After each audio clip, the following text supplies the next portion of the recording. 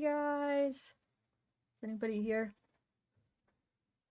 How's everybody doing on this beautiful Wednesday, right? I don't know what day it is.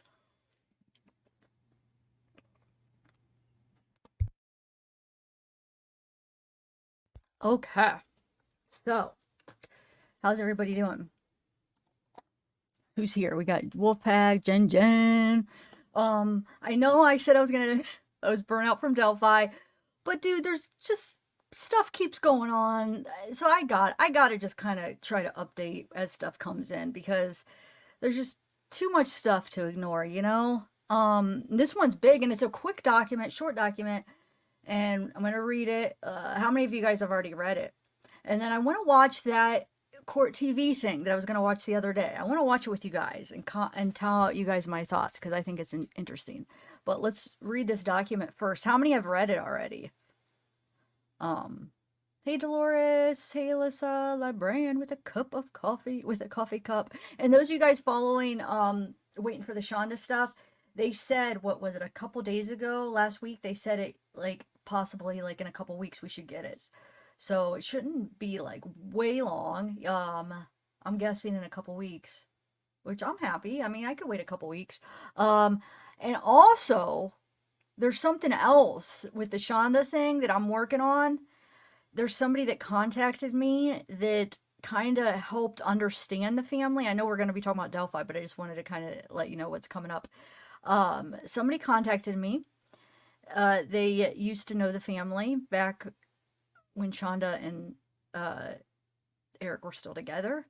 And they kind of like filled in some information to kind of help make sense of the dynamics of what happened or of the family dynamics and stuff. It's very interesting. I'm still trying to absorb it all.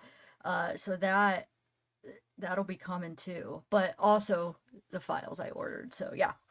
But that's that. Yeah, you got a notice. Okay, so hold on one second.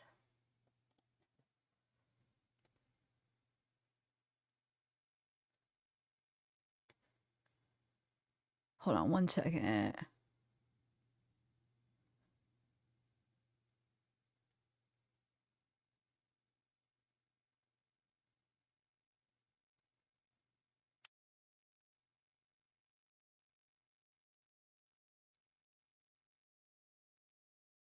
Okay, I just wanted to see something. Sorry, guys. Okay. So yeah, that'll be interesting. I'm trying to decide if I want to do it in a live or pre-record. Uh, if I do it in a pre-record, that Shonda stuff, not the files. I'm talking about two different things. The files, I don't know. We'll probably do both. But that person that contacted me, I'm trying to decide if I want to go over in a live or pre-record. I might do both. I might just like lay it all out there in a pre-record, but I do want to discuss it too because it's some interesting stuff. But anyway, so and then we got the Adam Montgomery trial that started today. I decided not to cover it because I got too many things. It's just a big commitment, and with the Shonda files possibly coming in and appointments coming up, it's just I don't think I'm gonna. It's just gonna be difficult to commit like all day every day because I do got things every week with appointments and medical, clinic stuff, and I will cover trials in the future, but I'm going to be very choosy on which ones I cover because it's a big commitment. I got my mom's birthday coming up and I don't know, just a bunch of stuff. And it is a big commitment to cover a trial. So I choose not to, but I probably will watch it and we'll discuss it, stuff that's going on with it. And also, I want to discuss the Jennifer Crumbly verdict sometime too, maybe later on today, because I got a lot of thoughts on that I want to get out of me. A lot. But anyway, okay, so yeah, let's get into these documents. Do a little stretch. Hold on, let me take a sip of my coffee. Okay. How many of you guys have read the documents real quick? Let me just ask that.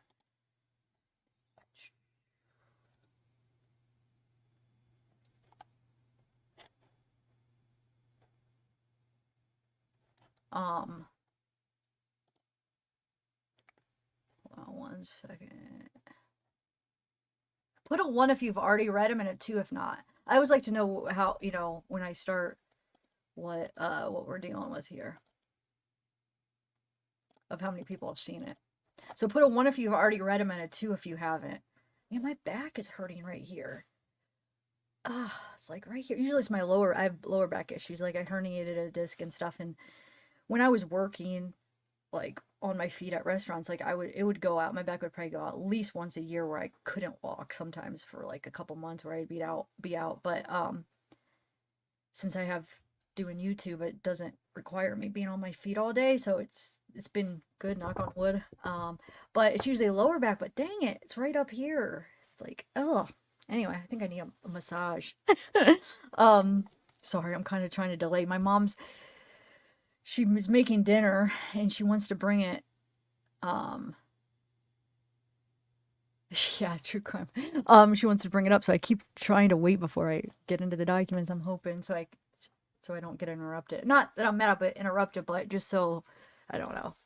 Anyway, okay, so 222. Oh wow, not a lot of people have. All right, let's get into it then. Cool. I like when there's some new ones, some old, like some people just read it and some not. All right, let's just get into it. Oh,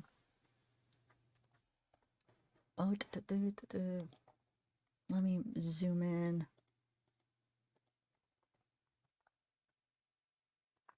Okay.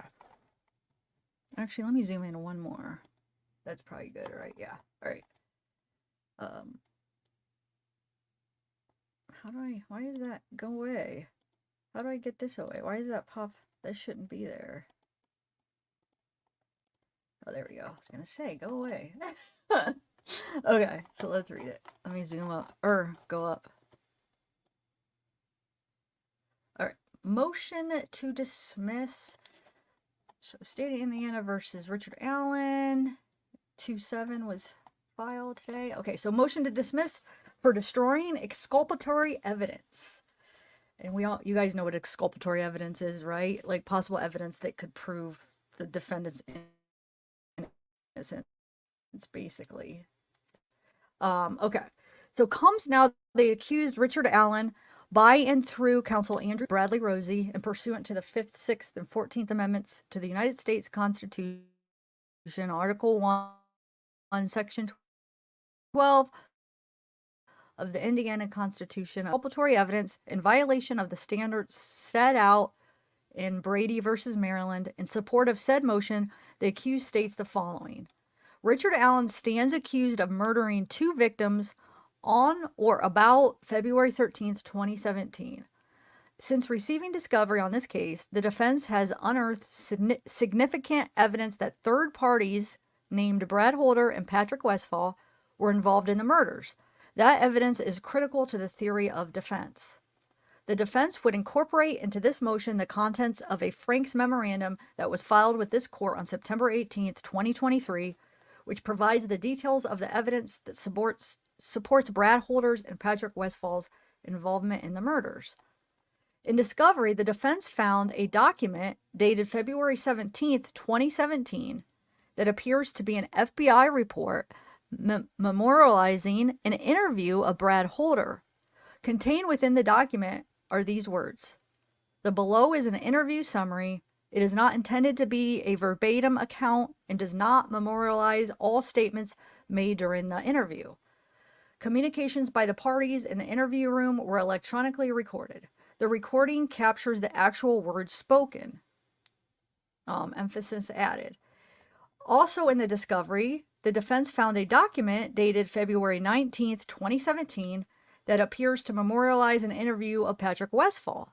The report itself does not indicate whether the interview was recorded, although the defense would expect that standard procedure would require a video or audio recording of all statements. After locating this document, the defense sought a copy of the recording detailed in the February 17th, 2017 report so that the defense could listen to the exact spoken words of Brad Holder during his interview, which I was looking forward to hearing those interviews too, you know? It's very disappointing that they don't have them. Anyway, that is vital to Allen's defense. particularly the statements that the author of the document admits were not memorialized in the document. Also, the defense requested a copy of all audio-video of Patrick Westfall's interview that was memorialized in the February 19th, 2017 report. On September 8th, 2023, the prosecutor communicated in a letter that there were no audio or video interviews of Brad Holder or Patrick Westfall available. Prosecutor McClellan offered no explanation as to why these didn't exist. Why does that keep moving? There we go. Before the defense had an opportunity to investigate the reason why these material pieces of evidence were not available, Prosecutor McClellan called for the disqualification of attorneys Rosie and Baldwin as Richard Allen's lawyers. Judge Gall, without a great deal of hesitation, said she was leaning toward granting McClellan's request. Ultimately, Judge Gall caused Rosie and Baldwin to be taken off the case. This occurred before Baldwin and Rosie learned of why crucial videotaped interviews were missing. On January 31st, 2024, after being reinstated to the case, the prosecution turned over discovery to the defense, including a letter cataloging the evidence that the prosecutor was turning over to the defense. So it was just cataloging everything that they were turning over. Okay, so contained on page 5, paragraph 5 of the itemization of discovery are these words that explain Brad Holder's missing videotaped interview and Patrick Westfall's missing interview, if one existed. Due to a DVR program error discovered on 9/20/2017, all recordings up to February 20th, 2017 were recorded over. There's no detectable audio found on this drive.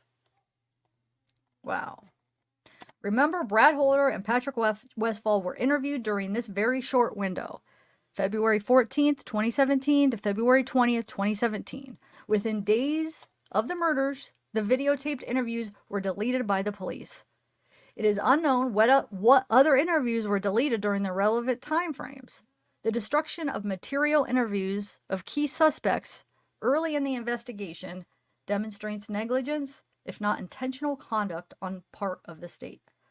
How could law enforcement, while investigating the most serious of crimes, record over interviews of material suspects with recklessness and intentionality? As a material part of his defense, Richard Allen is expected to direct the attention toward Brad Holder and Patrick Westfall as being involved in the murders of these two young victims. The evidence will also show that Richard Allen does not know Brad Holder or Patrick Westfall, and therefore that Richard Allen had nothing to do with the murders. This destroyed videotape interview of Holder and Patrick Westfall, if it ever existed, was expected to contain evidence that could provide exculpatory and material evidence in support of Richard Allen's defense. All right, hold on, my mom. Well, here, they were going to go to the championships today. They found out they were disqualified because of the kid that wasn't on the team. Well, thanks. Yeah. Thanks. Well, I think they kind of knew, because my son knew. He said, Look at this dinner. Hold on, let me show you guys. Look at this dinner. I'm so spoiled. This one isn't even a HelloFresh, but the HelloFresh ones are so good. But this is like a stuffed chicken. It has like broccoli and cheese. They're so good. Salad and mashed potatoes. I'm gonna eat that when we watch the video. Okay. Anyway, sorry for the interruption. All right. She forgot to, hold on a second. I think she forgot to shut the door all the way. 1 second. Ow. Oh my God, I just ran into, yeah, she didn't shut it all the way.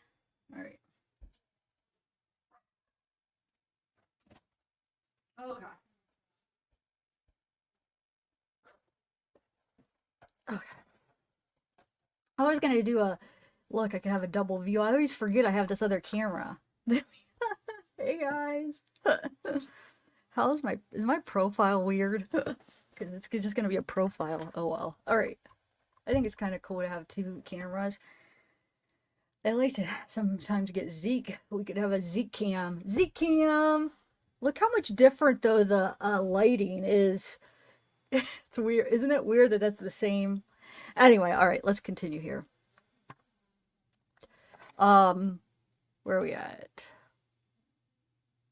So, yeah, it was expected to contain evidence that could provide exculpatory and material evidence in support of Richard Allen's defense. If a recording of Westfall was never secured, that too is a purposeful or negligent failure to preserve material and exculpatory evidence. Experienced defense lawyers fully understands the significance of comparing and contrasting the accuracy and credibility of one's video, audio, tape statement that the information which is represented by law enforcement officers in police report or summaries. It is through this process that Richard Allen would have been able to challenge the veracity of the statements of Holder and Westfall. However, the state's intentional or negligent destruction of the original recordings deprived the accused of such an opportunity.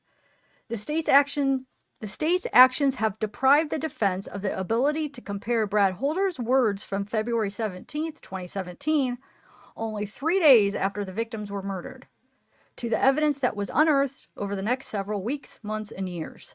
This would have allowed Richard Allen to determine whether Holder's story was consistent with unknown evidence at the time of Holder's first statement and whether it is consistent or inconsistent with future testimony, be that the trial testimony or deposition testimony or statements made to other persons' witnesses.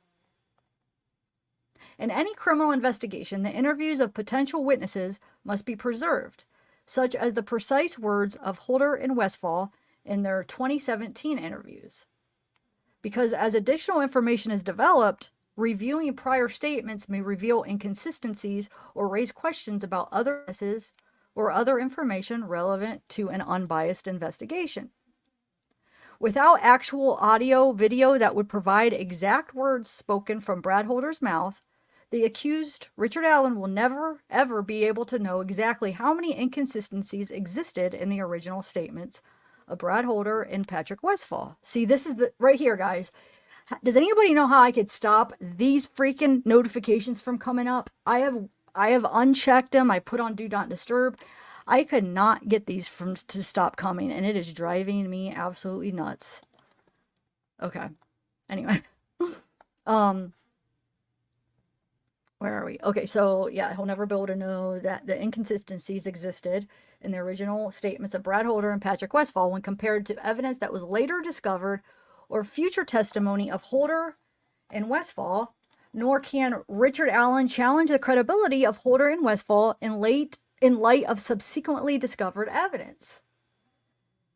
Furthermore, Allen is deprived of the ability to confront either suspect with their own words contradicting any self-serving testimony they may offer throughout the investigation or prosecution.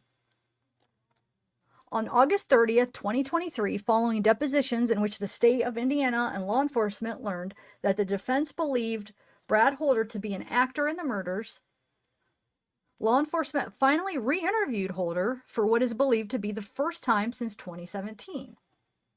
While in 2017, according to the memorialized report, Brad Holder told law enforcement that he never met Abby Williams, who was purportedly dating his son.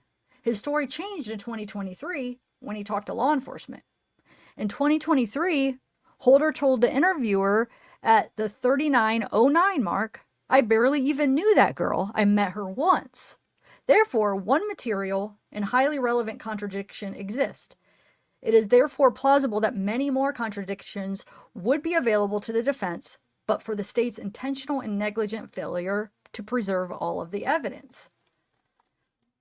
Such negligent and intentional conduct on the part of the police has also resulted in the absence of material evidence, which could be exculpatory in nature.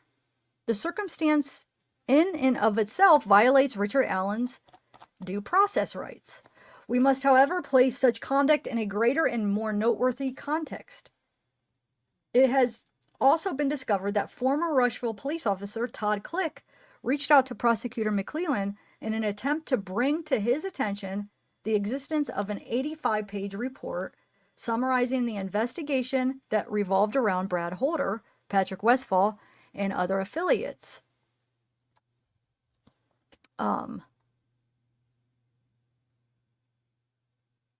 This letter, which landed on Prosecutor McClelland's desk via certified mailing on May 1st, 2023, was not discovered to the defense until more than 4 months later, on September 8th, 2023, and only after the defense disclosed in depositions that they were aware of the Odinist ties to the crime scene and investigation.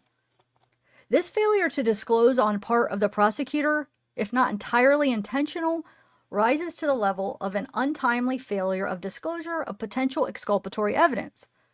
The failure to disclose sheds further suspicion on the absence of the Holder and Westfall interviews referenced herein. Furthermore, as explained in the Franks memo, it appears as if law enforcement and possibly the prosecutor himself attempted to conceal the identity of a Purdue professor who contradicts the sworn words of Trooper Jerry Holman and Sheriff Tony Liggett concerning whether the crime scene contained signs of the involvement of an Odinist cult.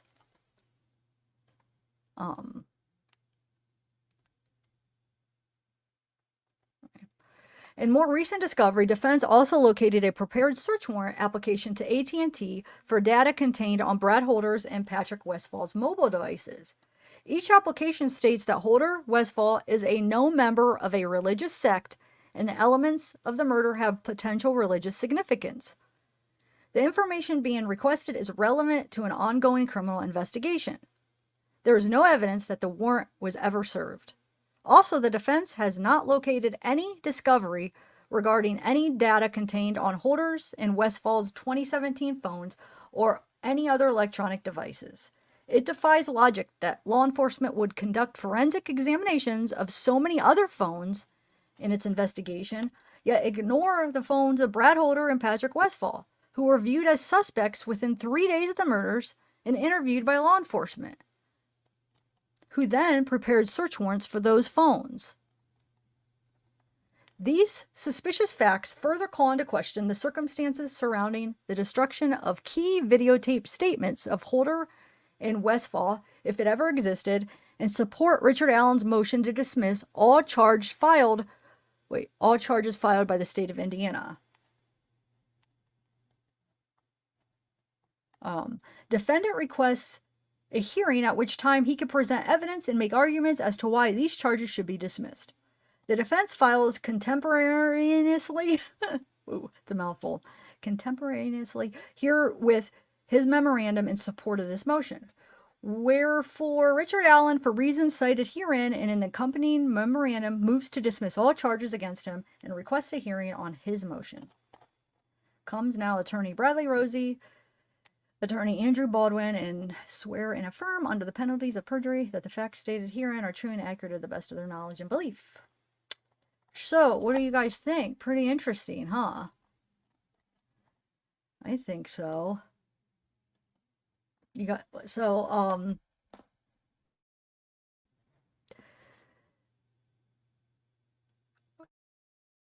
any thoughts? Let me see. Wolfpack. Hey, Denali, right? Oh, shoot. Is my internet just went. Hold on. Let me actually pull my YouTube side up so I could, because it just was spinning.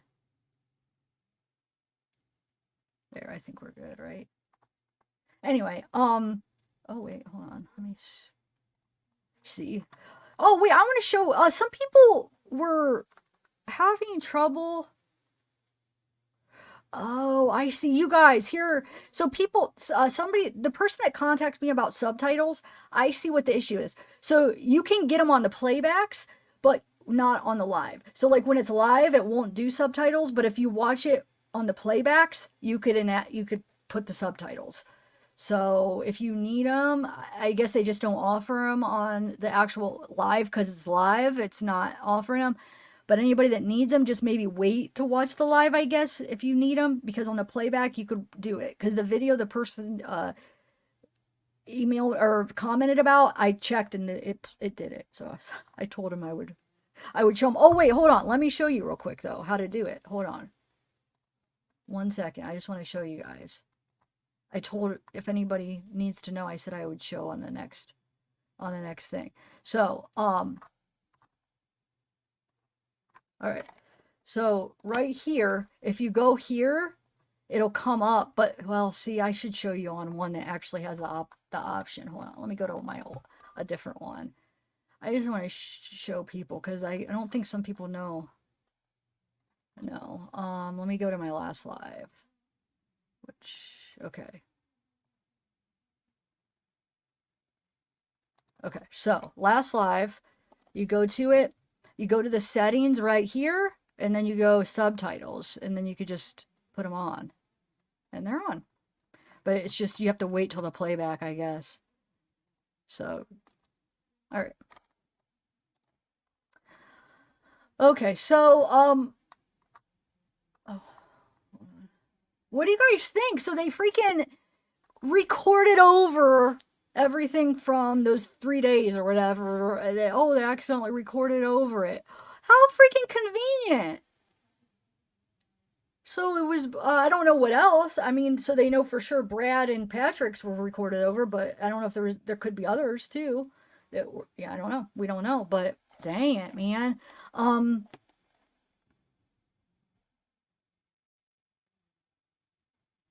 I don't know, Sadie's.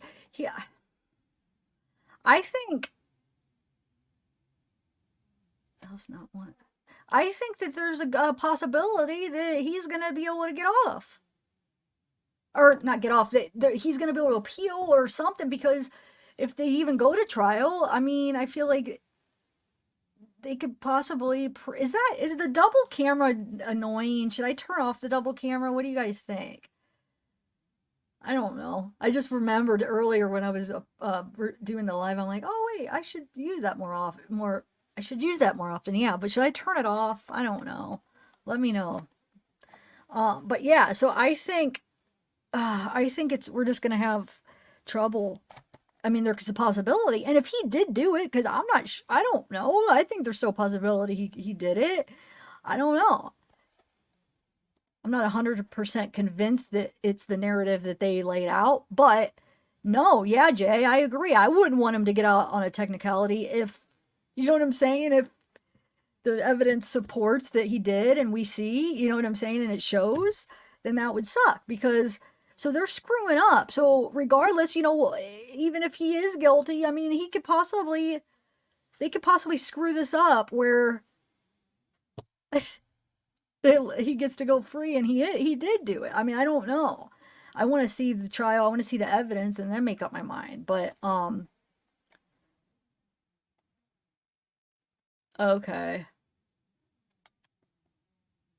I'll turn it off. Turn off. Turn off. Turn off. Everybody's saying turn off. Okay.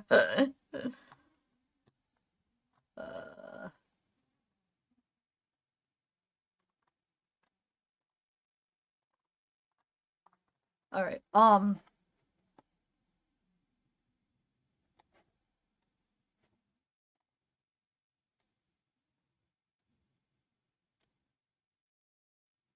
mean, I'm not sure what you mean. I mean, I get it, but what are you saying? Are you agreeing or disagreeing with me? I don't understand what you're saying, Wolfpack. I know. I mean, I think that's the point I'm saying is it's, they're screwing up. So, I mean, they possibly, like I said, either he did or didn't, but either way, this is potentially not good because if he didn't, it's not good. I mean, either way, this just sucks. Because if he did, let's say he is guilty and he gets off. Oh, it's crazy. They need to get their crap together. But if they already recorded over it, there's nothing they could do. What are they going to do? They can't get the freaking video back. We're never going to be able to see it. And I was really wanting to see these interviews. What about Elvis Fields? They better not freaking record it over those. We still have his sister's interviews, his interviews. Wonder if those are available. I hope they are. But it's just, yeah.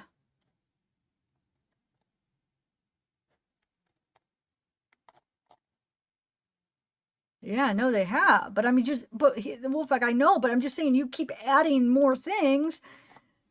it's just going to increase the chances that this thing is going to get thrown out, or he's going to be able to appeal it and get it off, or, which I want justice. I want him to be able to have a fair trial. I want to see everything. I want to be able to see everything. I would have loved to be able to see those interviews.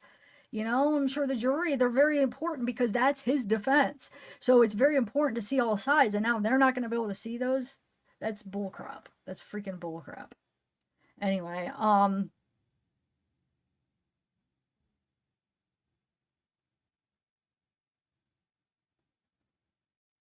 I'm not sure what your point is, Wolfpack. I'm confused, but it's okay. It's not. Let's watch this video because I want to eat a couple bites. And I'm gonna turn off my camera because guess what? I had people complaining we don't want to watch you eat. People are so picky. Like, you're not supposed to watch me. You're supposed to be watching what I have up on screen. Like, don't watch me. Watch the video I'm playing. The one video when I was eating. It never fails. Okay, so I will turn off the camera when I eat, and then but I want to watch that video with you guys. So I want to watch that Core TV, the full video. It's like 40 minutes. It's with the vibrato on. Have you guys watched it all?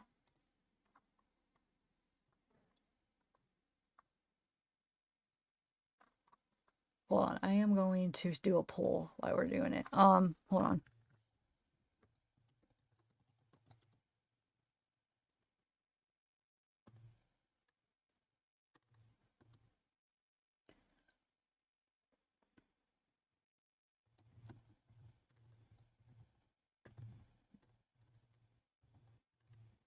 I want to kind of word it like, do you feel like the poll, like, do you think that they're going to be able to, it's going to make it to trial with all this crap, or something's going to get dismissed, or something's going to happen? So I just put, do you think the Richard Allen trial is, or do you think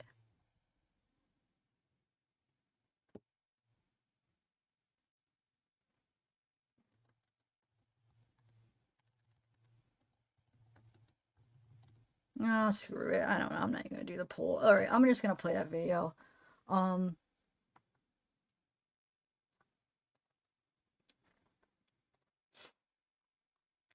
you guys watched it all? The whole video?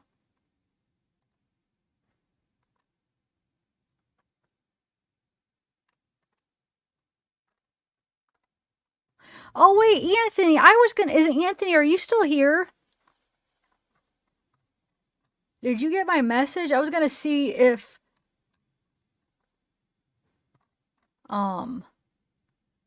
you wanted, after I play this video, if you want, because I feel like me and you have like different views on it, and it would be a good debate to see if you just wanted to discuss it for like a half hour after this video, because I don't want to be on too long because I'm going to work on some other things, but maybe just like a quick little discussion.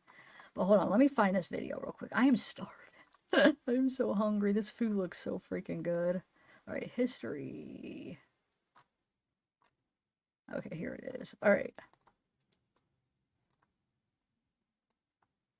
I don't know if I finished. That's why I was like, I don't know if I finished my message to you, Anthony. I've had it written out, but then I'm like, did I ever finish that where I asked you? Well, hold on. Let me just play this and then. All right. Here we go.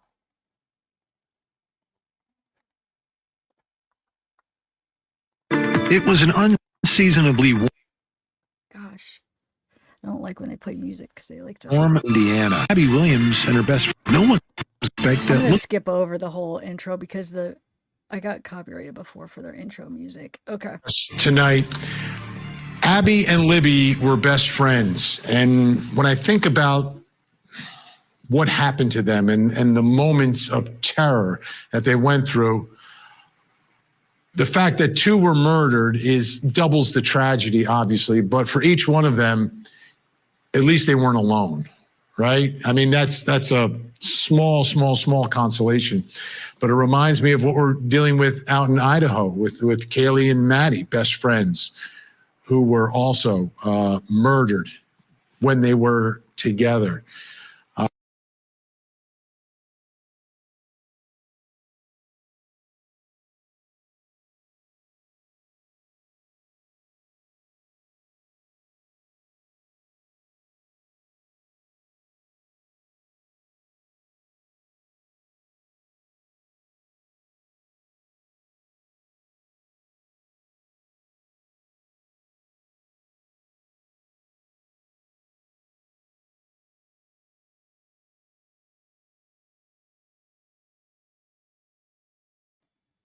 How did my mic get muted?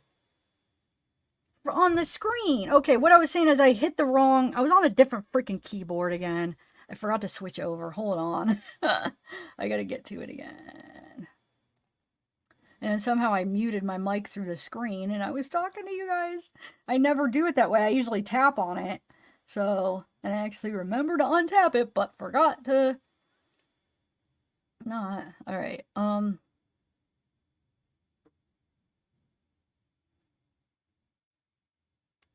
Where's that? Here we go. 40 minutes. All right. Sorry, guys. I'm so sorry. Here we go. I got it now. I was trying to comment to you, Thomas. I was trying to say what don't do what. I was like, hi, Thomas. Don't do what I was asking. And I was on the wrong keyboard. Okay. Here we go. Sorry.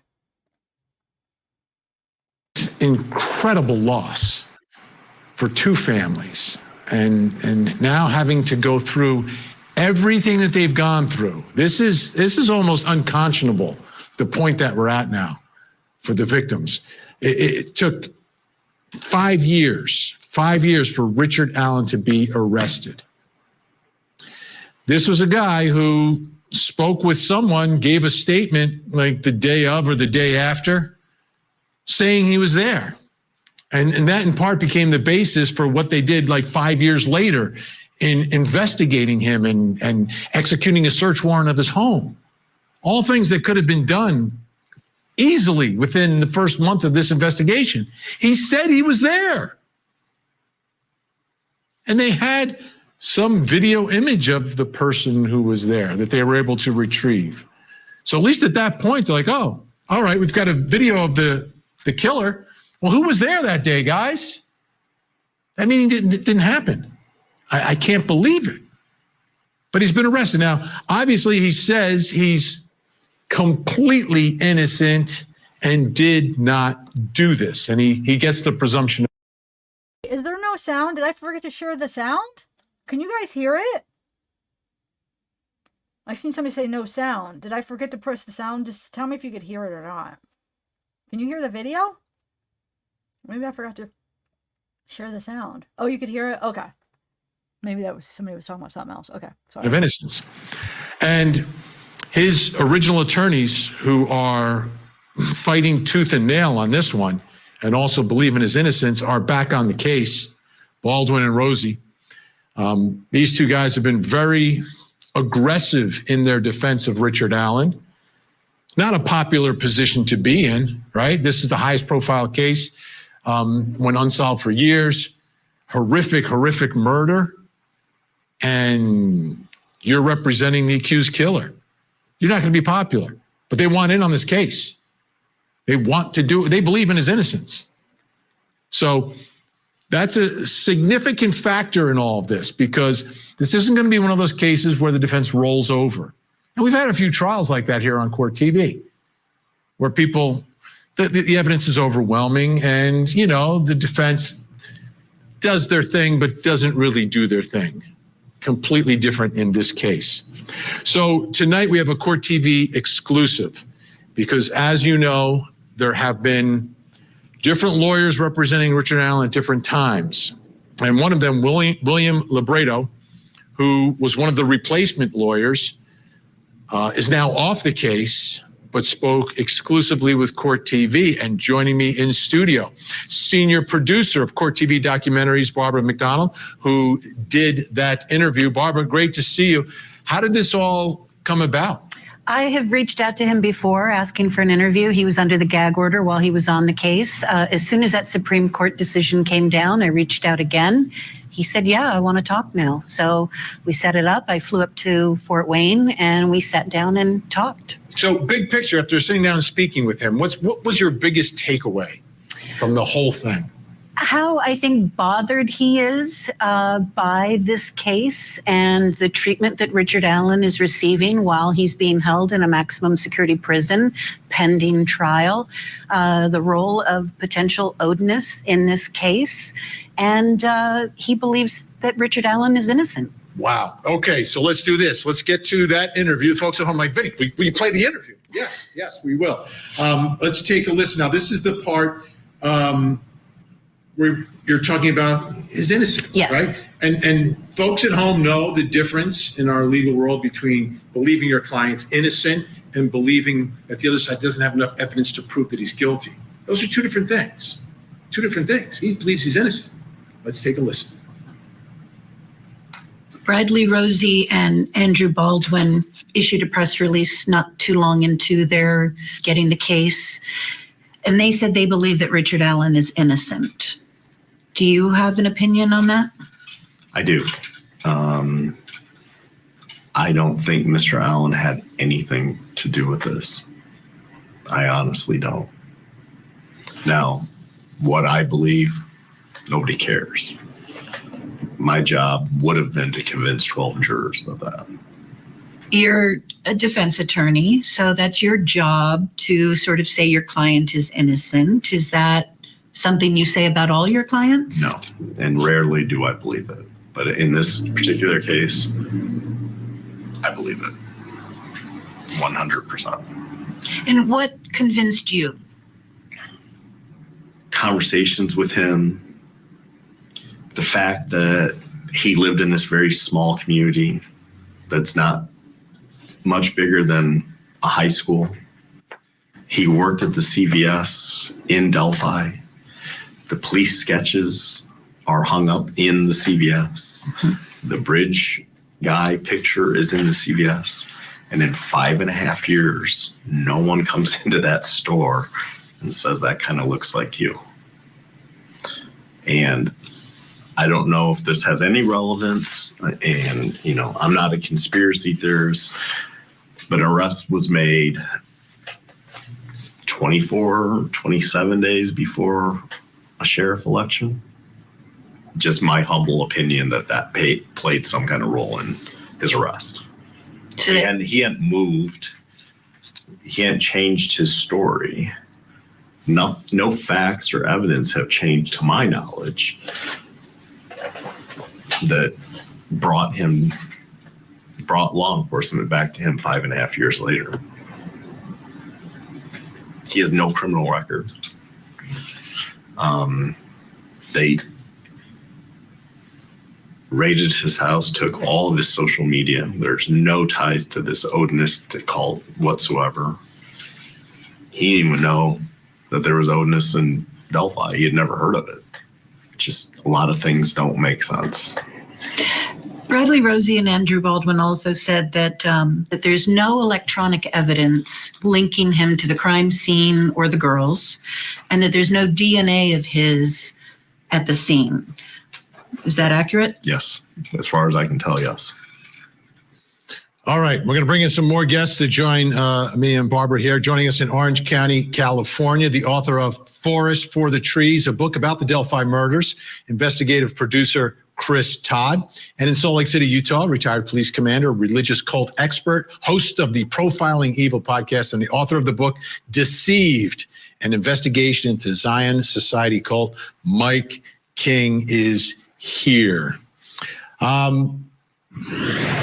Barbara, I'll start with Barbara, though. I'm going to ask her a quick question. The fact here that you're asking him about, he believes in the innocence. What was the sense you're getting in the room with him? That he felt that. He was very sincere, I thought. His answers were careful and deliberate, but I thought he was sincere and he believed what he was saying. Chris Todd, you investigated this thing. One of the things that he points out, for 5 years, the pictures of the sketches of the killer, that don't look alike, but that's another story, right? The picture of the actual video grab are in the CVS where this guy's working, and no one's putting 2 and 2 together. What are your thoughts about why the arrest of Richard Allen in that time frame?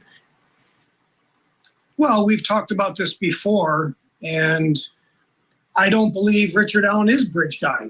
And I believe that's what we're all talking about here, is how would no one recognize him, his voice, his body type, his height. How would nobody know that it's him? I don't believe he is Bridge Guy. I've stated who I believe that is. I'm not going to say it this second, but I do believe Richard Allen is involved. I just don't think he's on the bridge. And that gets us to a whole nother place, right? That he's not alone in doing all of this. All right, Mike King. Here's the evidence, right? Because he's arrested because they believe they have evidence in the case. It's not like, oh, let's just, hey, he's at CVS, let's get that guy. Richard Allen told police he was on the trail the day Abby and Libby went missing. Richard Allen's description of the clothing he was wearing that day matches the clothing of the suspect in the video on the victim's phone. A vehicle resembling Allen's 2016 Ford Focus was observed near the trail around 1:30. And the Indiana State Police Lab determined an unspent round found near the victim's bodies had been cycled through Richard Allen's Sig Sauer model P226, which apparently he kept for all those years, according to prosecutors. Your thoughts about the strength of that case based on that evidence? I think that it really is important and really strong, Vinny. I mean, you got to take into account how can all these things happen? And we've talked about circumstantial evidence in these kinds of cases before.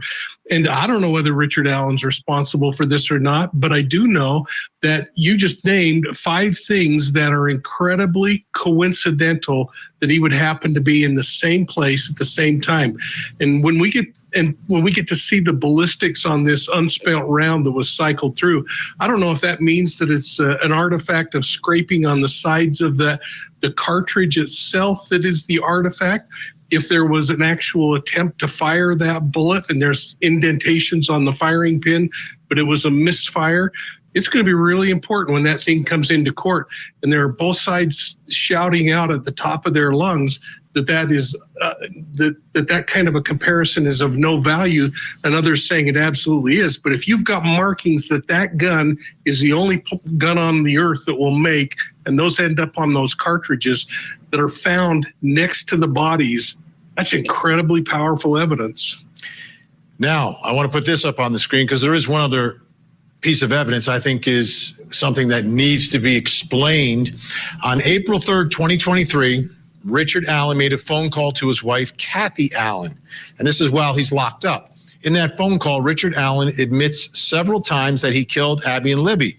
Investigators had the phone call transcribed, and the transcription confirms that Richard Allen admits that he committed the murders of Abigail Williams and Liberty German.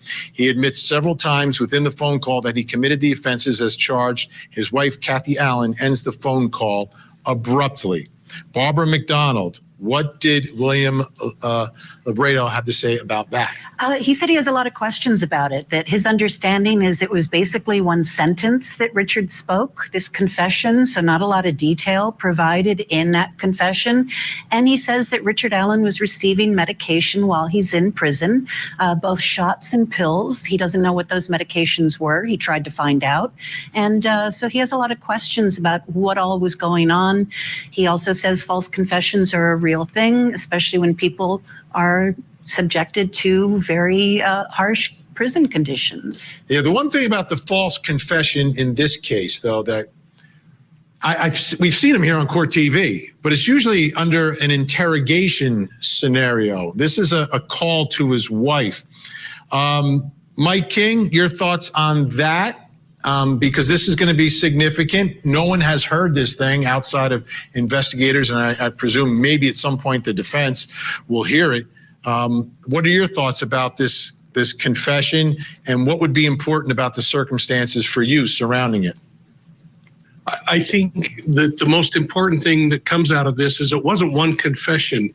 By every account that I've read and other testimony I've heard on different media sources, is that it was at least 5 times, maybe 6 times, that he made these confessions or admissions that he was the guy. And I think that's going to be really difficult to overcome, Vinny. You can say, okay, he might have been having a problem just before he started eating evidence and having all of this bizarre behavior. So I want to know the timing of those other 4 or 5 calls, not only just to his wife, but we also know that one of those calls was to his mother, where he explained that he was the guy. Where does it say 4 or 5 calls though? Why am I keep missing that? I keep hearing people quoting it was all these calls, but where does it, is there documentation where it says that? maybe I just overlooked it or whatever. Because he just had 5 calls, different calls.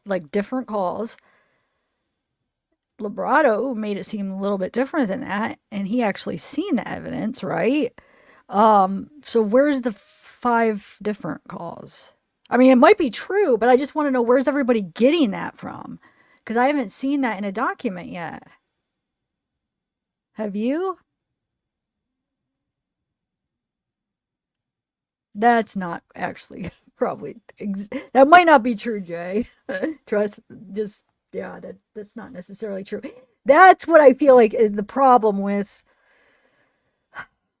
where certain figures have a lot of responsibility because they are past professions, that they have a lot of responsibility because people trust them and it's like, well, because oh, they're this, so I trust them. But that we're humans, and that's not. I don't feel like that's necessarily accurate. Look at what's his name, his ex-partner.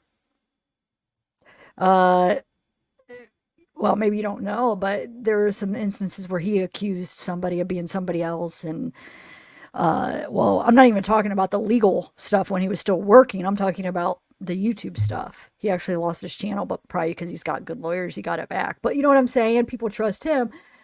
And so it's just like, I don't agree with you on that one. Just because somebody is something doesn't mean that they're always going to tell the truth and that we should believe them all the time. Just use your best judgment. I'm not saying he is a bad guy and we shouldn't, but I'm saying that's like a blanket. That seems like that's too, no, I don't go by that just because somebody's like, oh, he was ex-law enforcement or he was that. I go by what I see, experiences. I want to look at for myself. So just because somebody has a certain profession, I don't necessarily just automatically trust them. That's just me. But anyway, I just wanted to know the documents where everybody's saying it, because Mike King's not and I don't have a problem with Mike King. He seems like a nice guy, so don't take this personal. I'm not saying that. But where is the document that says it? That's all I want. I want to see it, because there might really be one. Because this I was going to say, he's not the only one that said that. A lot of people have said that there was multiple calls, like 5. I think 5 is the number. So he's not the only one, but I just want to know where that's coming from. It's obviously coming from somewhere, but I want to see it for my own eyes, because there's people quoting that a lot, and I have yet to see it. So if anybody could point me and send me the document, if anybody has it, send it to me. That'd be interesting, because I'm not denying it's true. I'm just saying I haven't seen it yet. But anyway, okay. Chris Todd, what is it about the scene, the evidence, Thanks, the story, the case that makes you believe it's more than one person? For a long time, I thought it was just one person, and until everything started to fall into place, that they arrested Richard Allen. And like I said before, the word on the street is that he had bragged about being involved in the murders, and that's how they were tipped off to him. So I always had a hunch there were possibly 2 people involved. And so I believe that one person is waiting on the property and the other person holds the girls at gunpoint, and they meet together down by the creek, and they go to a location that is not, I believe, is not the crime scene where the bodies were found. All right, our guests are staying with us. We'll continue with more of our Court TV exclusive interview with Richard Allen's former attorney who was on the case. Thank you, Tanya. That's awesome. Case and has a lot to say on this. I think he's going to we talk about Odinism. Let me fast forward. God, I do want to do maybe a freaking, I don't know, quick update or live or just something. I have so many thoughts on that verdict with Jennifer Crumley that I don't know. I'm debating. I'm debating on either holding it to myself or doing a video talking about it. Still trying to figure out how I want to do that. But yeah, I have a lot of thoughts on that. Okay, here we go. What's an Odinist? Like, before I started covering this case, I never heard of an Odinist. Never heard of Odinism. Nice of you. And apparently it's, depending upon who you ask, it's ancient Norse religion, predates Christianity, where they, Odin is the god. So, okay, Anthony, I know I've heard that. So it's supposedly he did it to his wife and his mom, right? That's 2. So where is this 5? Is there? I mean, but where does it say that? Where is everybody getting that from? Because that document they just read did not say that, at least that part. So I want to be able to like see it. That's all. Can you send it to me? Because people are getting it from somewhere. I don't know, but just sometimes, and I'm not saying this is the instance, but sometimes, and I've seen it I've seen it a lot, where somebody will say something, like a credible source, for instance, will say something, and then it will get spread around, and everybody will just take that one person as fact and spread it around. So everybody's like, well, no, then so-and-so said, oh, this person said, oh, this person said, and it started from like a thing that was not accurate. This could be accurate. I'm just saying it does happen. That's why I want to freaking see it. So supposedly his mother and his wife. But why wasn't Labrado able to see it? Is what I want to know. Why didn't Labrado had the case for a little bit of time? Why didn't he? He said it was concerning, so you think he would have looked into it, because that would have been a very important thing. I'm sure he wanted to see himself. I'm sure. So why didn't he? Wasn't he able to see that? The way he worded it, it didn't seem like that was what it was. But I mean, it very well could be. But it's sort of been hijacked by white nationalists. So it has this sort of evil spin-off where it's a legit religion on the one hand by some people, and then sort of hijacked on the other hand by others. So that's what they're saying. This was a ritualistic killing, like a sacrifice. Sick stuff. So Barbara McDonald, a Court TV senior producer and a Court TV exclusive, sat down with Richard Allen's former attorney, his replacement counsel, William Libretto. And here's what he had to say about Odinism. You had not heard of Odinism when it first was floated with regard to this case? I honestly thought, I was like, no disrespect to Mr. Baldwin and Mr. Rosie, because they're excellent lawyers. I thought it was hocus pocus. I honestly didn't. I'd never heard of it. And the more I got into it, that's a real thing. It is a real thing, and it's scary. In what way? Well, I believe they sacrificed a girl and killed another one.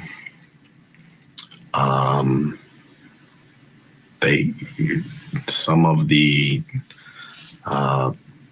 people that live in Delphi were very brazen about their Odinistic beliefs on their Facebook pages and other social media accounts, including the sergeant who was in charge of keeping Mr. Allen safe in Westville.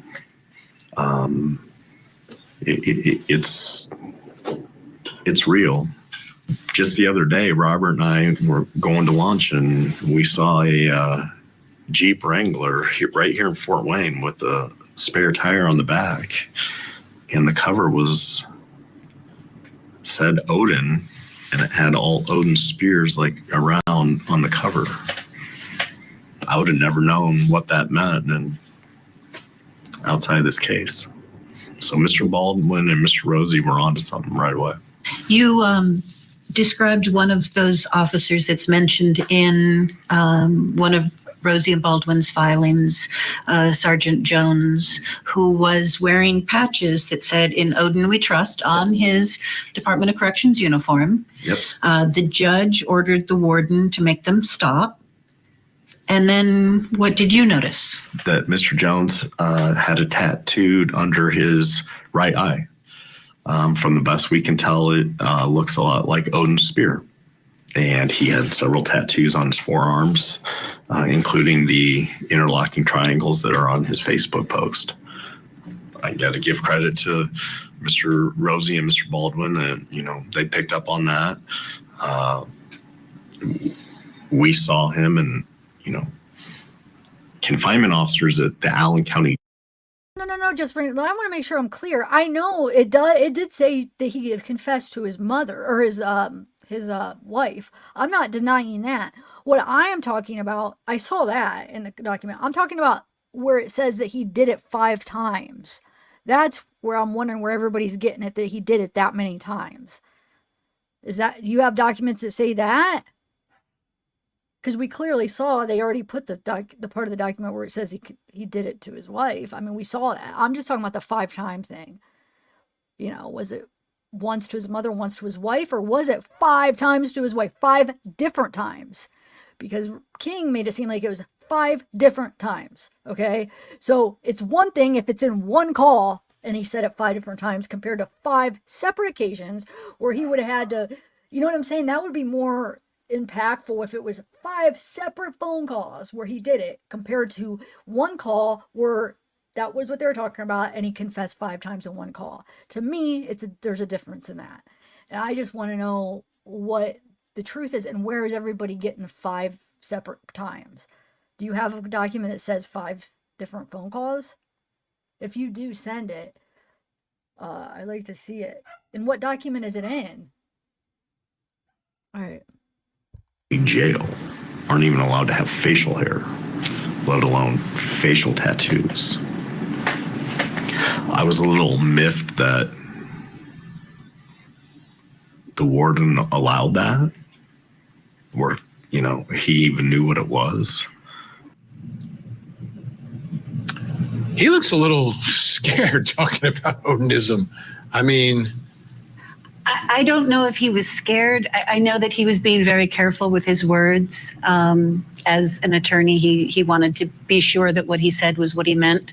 But yeah, I think he probably does feel a little intimidation by it. He said it's a scary thing. And once you begin to become aware of it and you see it more often, you know, he might not have known what that tattoo was had this issue not already been raised. so the concept of the Odinist, I mean, there was a task force trying to solve this case. And this isn't like the defense just scraped this up. It Right. came from the task force. There was a faction of the task force that was going down this road and believed in this. Mm-hmm. Yeah, and that the allegation from all these defense attorneys is they didn't do a very good job of ruling it in or out, and that there were people who had ties to Odinism who should have been checked out further and weren't. All right, let's bring back in our guest, Chris Todd, investigative producer, Mike King, religious cult expert. Chris, I'll begin with you. I get back to this conversation about Odinism. It's going to be a part of this trial. There is no doubt in my mind. The defense has said so much. There was part of the task force was going down this road. Did you come across anything associated with this? Was it on the radar? Very early on, loosely, it was talked about, like kind of rumor mill. But I think this Odin stuff is kind of like Nazism, to be honest. And if you really look at that logo, I see like a swastika almost inside there. So I'm just saying, like, I think it's, to quote the prosecutor, I think it's colorful. And I think it's an interesting way for these defense attorneys to talk about this. But we're looking around all again when we had somebody right in front of us very early on. And then we get to Richard Allen many years later. And it's perplexing. I don't have all the answers, but that's my quick thought on the Odin thing. Now, Mike King, I want to put this back up on the screen because when you and I first heard about this, we were skeptical. And then the state had to respond to the allegation made by the defense, and they said that Sergeant Redacted and Sergeant Redacted have worn patches that refer to Odinism. These are the people watching Richard Allen. Those patches reflect the sergeant's religious beliefs and are not associated with any kind of cult. Sergeant Redacted did not remove the patches from his vest until ordered to do so by command. And then apparently got the tattoo. All right, so Mike King, where do you see the line between religion and cult? Because I think that's significant here, because if someone's practicing the religion, they're practicing the religion. They might believe something different than we do, or something different than their neighbor believes. Everyone's entitled to practice whatever religion they want. But if you're getting into the world of cult, that raises a red flag, and to me raises a greater possibility of something bizarre like a ritualistic sacrifice. But first, you got to cross the line into it being a cult. So how do you see that issue? You know, as Barbara interviewed, I thought it was so interesting that the message that came across is every Odinist is committing murders out there, which we've had guests on the show with us here, Vinny, that you've brought in that are followers of this Odinist ideology, and they absolutely repel that idea and say, no, it's a. When, that's another thing I'm not disagreeing. When was that the message? That was never the message that every Odin was committing murders. Did you guys get that memo? Did you get the message? Because that's not anything I ever thought. They're a subset. There could be like think about the Mormons and like those little subgroups of people that branch off, and then they bring in things that aren't even a part of the more. You know what I'm saying? They bring in their own things and try to like manipulate it and add things and stuff. You know what I'm saying? So yeah, the typical Odinist wouldn't be white supremacist, and they wouldn't be, you know what I'm saying? They wouldn't make sacrifices, but people could take Odinism and kind of see it differently and make up things and add to it and have their own little subset of it. You know what I'm saying? So Odinism in general, it's obviously there's not murderers. You know what I'm saying? I never thought that. Did you guys? Was that really the message that people took? Because I didn't. I thought that if this is a part of their Odinist type thing, it's just because they took it and changed it up and did, you know, kind of like morphed it into something that it wasn't. You know what I'm saying? I don't know. That's my take on it, but very peaceful kind of a group of people. Every cult I've ever looked at boils down to whether it is coercive in nature or not. And so when you think about mainstream religion, the openness of mainstream religion, sometimes we could argue they're closed in mainstream religion. And then you look at cults, there are cults that probably are not very harmful, like the cults of people that follow the Dallas Cowboys. But then when you get into the ideology that's coercive, and there's coercive mind control, and there is all kinds of conspiracy attached to it, that's the kind of cult that we really worry about and that we think about when we look at cases like this. So what we have to do is we have to separate the two first and foremost and figure out if it's coercive. In my experience, after looking at hundreds and hundreds of ritual crime allegations, was that there are predators who will use religion to be a power guise, to control a victim, to get them to believe that if they don't remain quiet, something will happen mysteriously, mystically, or religiously. And it's a way to control their victim and continue to be a predator. But I go back to this idea that if this happened, and if it was a group of Odinists, that is one magnificent conspiracy to put all of this together.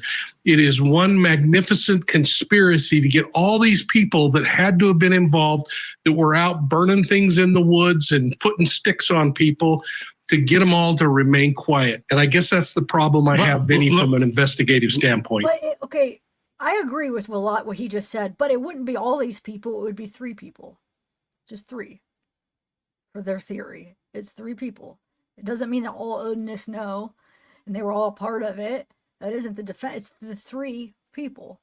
So I think it's possible to get 3 people to be quiet. I'm not saying I think that's what happened. I'm just saying 3 people it's possible to have them all, you know. It wouldn't be all Odinists. You know what I'm saying? It wouldn't be like, oh, every Odinist knows about it. So no, it would just be them 3.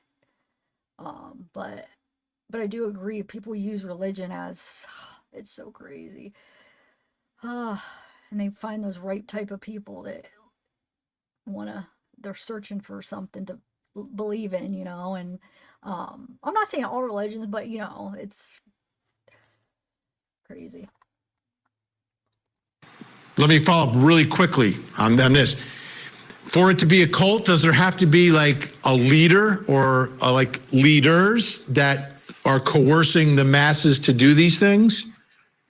In most cults, you're going to see one person that all people look to, or maybe one or two that I'll look to, and they are the final rule. They are the one that makes the decision.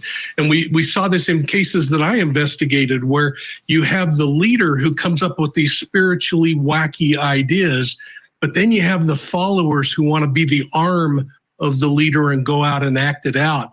But in those kinds of circumstances, Vinny, there are too many tongues that know about what happened, and I just don't believe it remains as quiet as this has remained. All right, so let me ask Barbara McDonald here on set with me. Barbara, is there any indication at this point with this allegation of this Odinistic society or group or whatever that there's a leader? Not that I've heard of. I mean, there were some names that were listed in one of the filings from Bradley Rosie and Andrew Baldwin, but not like a hierarchy. Like, okay, this is the man or woman that is sort of leading our group and is saying, hey, it's time for a sacrifice or something like that. yeah, I think there probably is somebody filling that role, but that hasn't really been clearly defined. And how serious is this group? If this is in fact a group, are they people sort of playing this on weekends, or is this something they're taking very seriously? Chris, Todd, let me ask you, in your investigations out there, did you come across any groups per se, whether it was like, a bunch of guys that got together, or the people that you think could have been involved that had friends or were, interacting with others or were close to other people, anything like that? Well, with respect to this case in particular, or in general? In general, in that area when you were out there. I mean, there's been talk. I know a couple things about Richard Allen that I'm not going to say today. I'm getting a lot of information about him, about another connection to a hunter out there. And people do think that there were multiple people involved in either placing these girls there. So it is possible that there's other people in this cover-up. So I'm not ruling out this larger conspiracy, but I just don't have all the facts to really hone in on that right now. Appreciate that. All right, everyone stay where you are. When we come back, we're going to talk about the issue that William Libredo.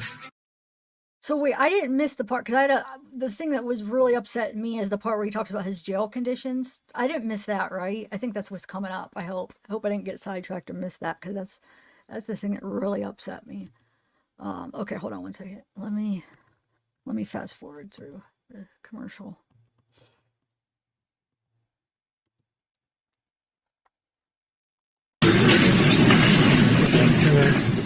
This is Richard Allen. And, he's locked up. He looks guilty there, right? Obviously. Wait a minute. Of course. I love Vinny, but that made me laugh. I mean, that is the most. How he looks guilty there? What? What? So what? I'm confused about that. What about him walking all shackled up? Yeah, because we have this a view where, like, you see somebody all shackled up and you think they're this evil guy because they're all. That doesn't mean that. You know what I'm saying? He shouldn't be all. He's not a freaking threat right now. He doesn't need to be chained up like that. I don't agree with that. But that's the same reason why, like, during trials, they asked to not have the handcuffs, to wear normal clothes, because you see somebody in jail clothes or handcuffs, you already are kind of like biased the way you look at them because they look like a criminal, right? But the fact that he said, I hope he looks guilty, he's just walking. Oh, I love it. Oh my Lord. I know he is. It's horrible. Exactly. He looks that way because the way they're making him look. Anybody in shackles and being treated like that in prison, where he lost a lot of weight, just beaten down, shackles with the jail uniform and surrounded by guards. Anybody's gonna look like that. I mean, he looks like a guy that's chained up. That cracks me up, though. I like Vinny. That just made me laugh that he said that. All right. But his pretrial detention has been very, very unusual. The normal course of things is you're charged with a crime, including murder, and you don't bond out, right? You're being held. You don't go to prison, you go to your county jail. And your county jail is filled with people waiting for their trials, people who've just been arrested, some people who've been sentenced to less serious crimes who are doing less than a year will be in your county jail. And they have facilities for lawyers to come in and talk to their clients, etc. But the pretrial detention of Richard Allen has been very different. Allen was first put into the Westerville Correctional Facility. Take a look. And there's Westerville. He was put there first, following his request, at the request of the Carroll County Sheriff. So the sheriff of the county jail, where accused people normally are, the sheriff says, no, you got to move him to the state prison. That's bizarre. The defense filed multiple motions to have Richard Allen transferred, but they were all denied.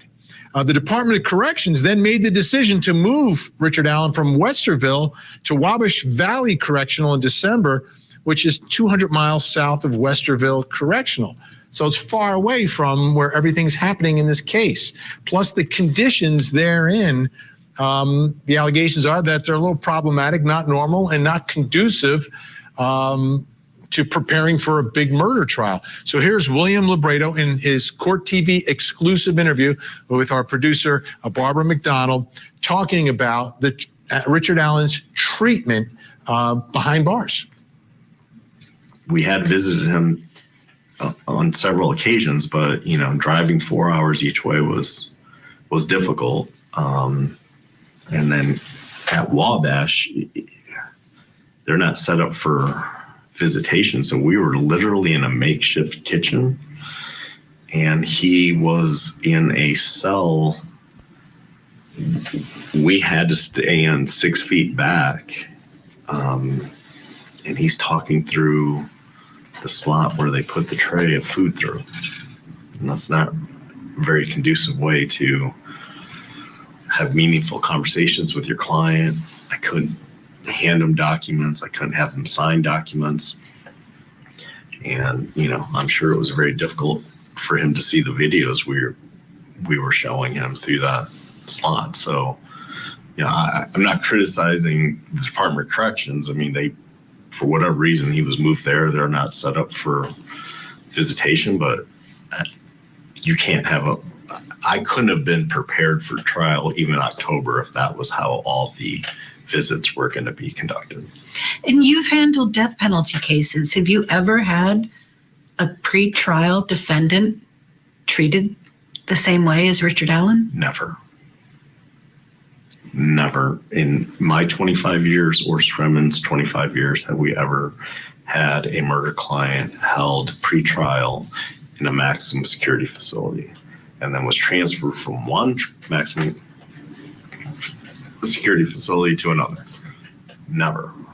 And in your motion to transfer, you guys described him as being treated like Hannibal Lecter. Particularly in Westville, at least we are allowed to sit face to face across the table from him.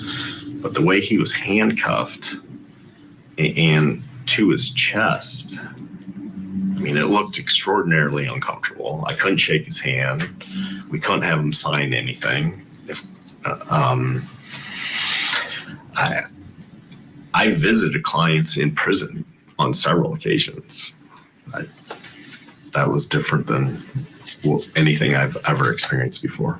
And the way his hands were shackled were similar to how we see him in court, right? Yes, where it's exactly like the tops of the hands are touching. Yes. And it's way up high on his chest. It's connected to a box on his chest. I've never seen that. I've never seen anyone confined in that manner before. So why? Why do you think that is? I don't know. He is 5'6", 120, 130 pounds. He is not a physical threat to anyone. From all accounts, he's been a model citizen because he's locked down 23 hours a day. We told the confinement officers that we wanted him being unhandcuffed so we could shake his hand and maybe have him sign documents, and They weren't budget on them. And it was sad because Westville allows visits. So his wife could come see him. And they just set up a visit with his mom and dad. He was transferred to Wabash 2 days before that visit. No, I don't think one had anything to do with the other. I just think it was bad timing and a coincidence. But in Wabash, you're not allowed any visits. Obviously, attorney, but no family members. All right, this is a little unusual. Barbara McDonald, let me ask you, the way this breaks down, right? So the defense is alleging that Odinis committed this murder. It was part of the investigation by part of that team that was investigating this, a faction of the team. And then he's moved from the normal county facility to a state prison facility, extremely unusual. And there are Odinis guards there. There are. And not only Odinis guards there, but guards who are told stop wearing the patches, and then at least one of them comes to work with the tattoo on his face. On his face. Mike King, this is very unusual. I mean, this is, what are your thoughts about transferring from a county facility to a state prison, number one, and then, you know, the way he's handcuffed and all the concerns, I guess, that the correctional facilities have for this pretrial detainee? I guess two things, Vinny, based on my experience. And the first is that I've seen inmates be moved from a county jail to a larger facility because of resources, the ability to have a better way of caring for them. When I hear this, I'm just shaking my head and wondering what on earth is so necessary in the control mechanisms that are going on. But I don't know what his behavior is otherwise. And they may have all kinds of documented reasons behind why they're having to do and take the course of action that they're taking. I also reflect on inmates that I've talked to over the years, and I've been in prison a lot of times, eating a lot of prison lasagna with killers. And I've heard them say, doing time in a county jail is a whole lot worse than doing it in a prison. And finally, I'd say I conducted a study for the Bureau of Justice where I interviewed serial killers across the United States. Every time I went in, I was able to be face to face with them, but I was law enforcement at the time. They might have their feet shackled to the floor. They might even have a chain and they're shackled, but they can at least move their hands up and down and there's limited mobility. What we're seeing here on the images, Vinny, is just odd to me that they even allowed that to happen. And I have to agree with the attorneys. How on earth could you do your job? Yeah, you're preparing for a trial. And I mean, I get it. They believe they have very strong evidence. But he still is presumed innocent under our system of justice. Chris Todd, what are your thoughts? And this is just like, they're alleging an Odinis conspiracy, and then he goes from the normal county jail to a prison where there are Odinis guards, or guards that practice heathenry, which is very close to Odinism. I don't know. Do you believe in these coincidences? We have to remember the first judge recused himself and said that the community, there was like a bloodlust.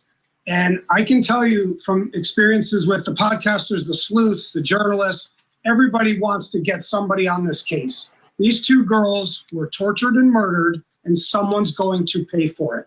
I'm not big on the stuff surrounding intimidation and all that, and I get it, but someone's going to pay for this. And if he is guilty, we have to remember, because people are throwing up the signs, the world is watching, they're doing all this stuff at the crime scene, making videos. Let's not help this guy get off. If he is guilty, he needs to pay for this. Yeah. And Barbara, how are the families doing? They're not talking publicly right now. They are honoring the gag order in the case. And I think they're just watching this prosecution, hoping that we get to a trial so that they can see for themselves what the evidence is, like the rest of us. But it's difficult. Every time these headlines come up, it's difficult on them. Life goes on. The friends of Abby and Libby have all grown up and gone to college, and some of them have gotten married. Kelsey's had a baby. I mean, it's very difficult. They're never going to get over the loss of these absolutely beautiful girls who were doing nothing wrong out on the trails that day. No, they were doing everything right. Like, this is what we want our children these days to do. Get off the computers, get outside. It's a beautiful day. Go see nature. Go, you know, and go with somebody. You're safer if you're not alone. Exactly. And they were together. Barbara McDonald, a great job. Real quick, librarian, if you like roller coasters, Cedar Point is way better than Kings Island. Kings Island's more of a family thing. We used to go there when we were younger. They have like little shows. It's more for kids. But if you guys are adults and you're not bringing like kids and you guys like roller coasters, if you're like good rides, Cedar Point 100 times over. Yeah, Kings Island.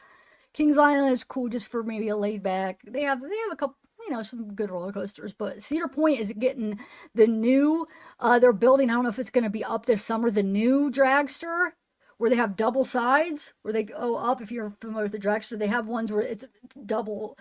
My nephews were telling me about it. So yeah, if you're into like big roller coasters, Cedar Point all the way. Okay, so let me take this down.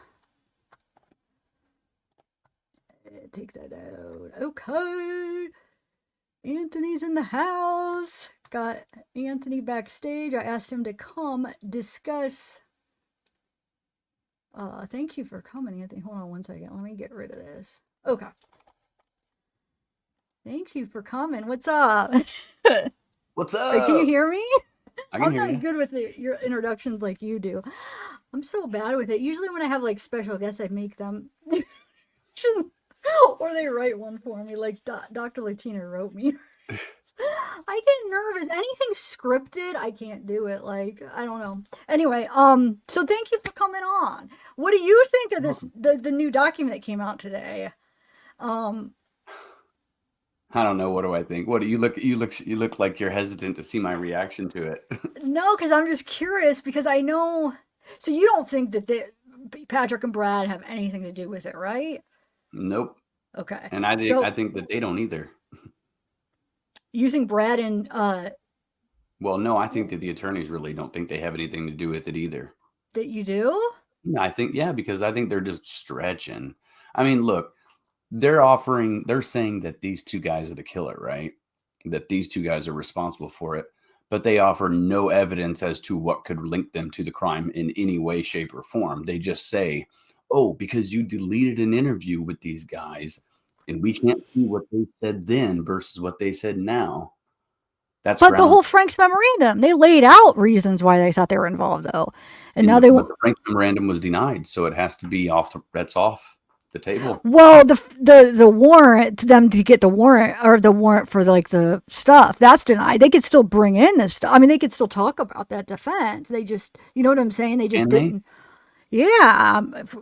From what I understand, I think the Frank's memorandum was to try to get that warrant. Like they said, I can never word this right. I was trying to explain it before, but like basically the warrant that they got, Richard Allen's, they want the bullet and everything. They want that dismissed. They don't want to be able to use that. So they think that they wrote up like they weren't honest with their warrant, so it should be taken away, like that warrant for Richard Allen's. So I thought the Frank's memorandum was just to get that gone. I think they're still allowed to use it as a defense. Yeah. No, they could probably use it as a defense. But I guess do you think they did on purpose though? They were re-recorded the freaking videos on purpose? No, I think it was just accidental. I mean, I could see that because there's not the only ones that got recorded. I think they're just emphasizing that they are the only ones. But there's probably more. Anybody that was interviewed between February 14th to the 19th, they don't have that. It's negligent though. That could be important stuff. Well, here, let me ask you this. So they searched that Maxwell residence, right? 3 days after the murders. Okay, that would fall into the 16th. I wonder if they interviewed it. I'm sure they interviewed someone while they were there. They didn't just walk in and take stuff and not say anything to anybody, right? They probably sat down and says, all right, man, we need to talk, and recorded an interview with them because for some reason they're taking their electronic devices. If those interviews aren't recorded, you know what I mean? I mean, because what did they find in those devices? No, I mean, I agree. Like all of that stuff, but that shows negligent. Like that shows like they could have screwed up. What about when was Richard Allen interviewed? What if that was why they never got it? Could that have been one of the ones? But we know for sure that wasn't videoed, right? Was it audio? I don't think Do it was we know for videoed. sure? Okay, we know. Probably for not. sure. I don't even know if they wear body cams, the DNR guys. I don't know. You're right. You're right. The thing though also that I wanted to talk to you about, because the whole thing about the prisons or about his treatment in jail, how I don't understand how you can't sympathize with Richard Allen, because you were unfairly treated and you feel like you weren't probably treated right when you were in there, right? So, Yeah, but I mean, yes. But then again, I probably pushed the limit with those people specifically, with Carroll County. I am like in their face with the politics and the public game and stuff like that. And like publicly opposing them, and so like I think they retaliate a little bit on that. But as far as like the way he's being treated, is taken into custody and taken back and forth, that's something that every single one, they should film all the other inmates going in there, because that's what everybody looks like. but how Roberto said he's never seen that before. Roberto is a liar, because I'll tell you what, every single time I've went to court, I am handcuffed, and I am handcuffed through a black box to where you can't, like, there's no chain that you can see. So I'm handcuffed like this with a chain that goes around and a chain that goes straight down and a chain that connects to leg shackles. That's a little and you're much. walking in there like that. Like, you're not like, your crimes wouldn't be like, what? That's a little much. Do you not think? This is, if you get arrested for drunk driving or if you get arrested for murder, that's what you're going to court looking like. That's ridiculous. They need to change that, because why would you need to be It's like, just, especially if it's a non-violent crime? I mean, I say that all the time. I'm like, man, you guys are like treating us like we're like horrible. It's the way you look, you do look guilty. But he's not being treated anything. The reason I don't sympathize with him is because, hey, I've been there and done that. I mean, I think that it's just like, get over it, dude. That's part of the price that you pay by having to go through that part of it. yeah, but I mean, if he's going to end up, let's say he gets life, I mean, to be treated your whole life like that, let's say he does get convicted. But I guess then you would think, okay, well, he killed I guess then that means he probably killed him. Yeah. But what about him trying to prepare for trial and him have to talk through that slot, the food slot? That's ridiculous, dude. He should be He shouldn't even be handcuffed talking to his lawyers. Why does he need to be handcuffed? If they don't want him it should be the lawyer's choice. He's not a freaking threat to his lawyers or to anybody else right now. He's not the type that's going to. I think what it is they don't have anything that's ever happened like this before, right? Indiana, especially like with all the publicity on the state, because and Vinny said in one of their court TV segments that Indiana is one of the most secretive states involving the criminal justice system. For some reason, they try to keep everything quiet, investigations. And and now everybody's seeing it and everyone's calling like, wow, this is corrupt. But this is just the way it always is. So it's like people that are from the area are typically used to this. And it's like, well, you can't change it. What can we do about it? Right. Well, now that the spotlight's on them, there can be something done about it. But I don't think they've ever had a situation like this where they've had to take an individual out of the jail, put him in prison, and then like they get scrutinized for it. But I understand why they moved him, because for people that don't know, Carroll County is tiny, very tiny. It's a jail that holds 35 people, and the cells go like this. You got a 2-man cell, a 2-man cell, a 2-man cell, a 4-person cell, a 4-person cell, an 8-person cell. And on the other side, there's 2 6-person cells. That's it. Okay. And one of those cells has to be women, because women get arrested too, right? So you've got all these guys, and usually one of those cells, or 2, depending on how many the women there are in there. Where's that guy going to go where he's not inside of he would be in a 2-man cell for sure, because by himself, they wouldn't put anybody in there with him, but he would be in that small little area, no bigger than what you see right here and that I'm in. The same thing, but he's not going to have access to even go outside, get commissary like that, except for some candy bars. He's going through a better treatment. I would prefer to go to prison and sit and wait on the trial. Yeah, but not if he's being treated badly. So you don't think he's really being like abused and treated unfairly, not just from being in this prison, but for how they're treating him in there? I think he's being treated exactly what he got coming to him. I mean, look what he did. But we don't know yet. You can't. wait till after the trial if he's convicted, because right now he's innocent till proven guilty, right?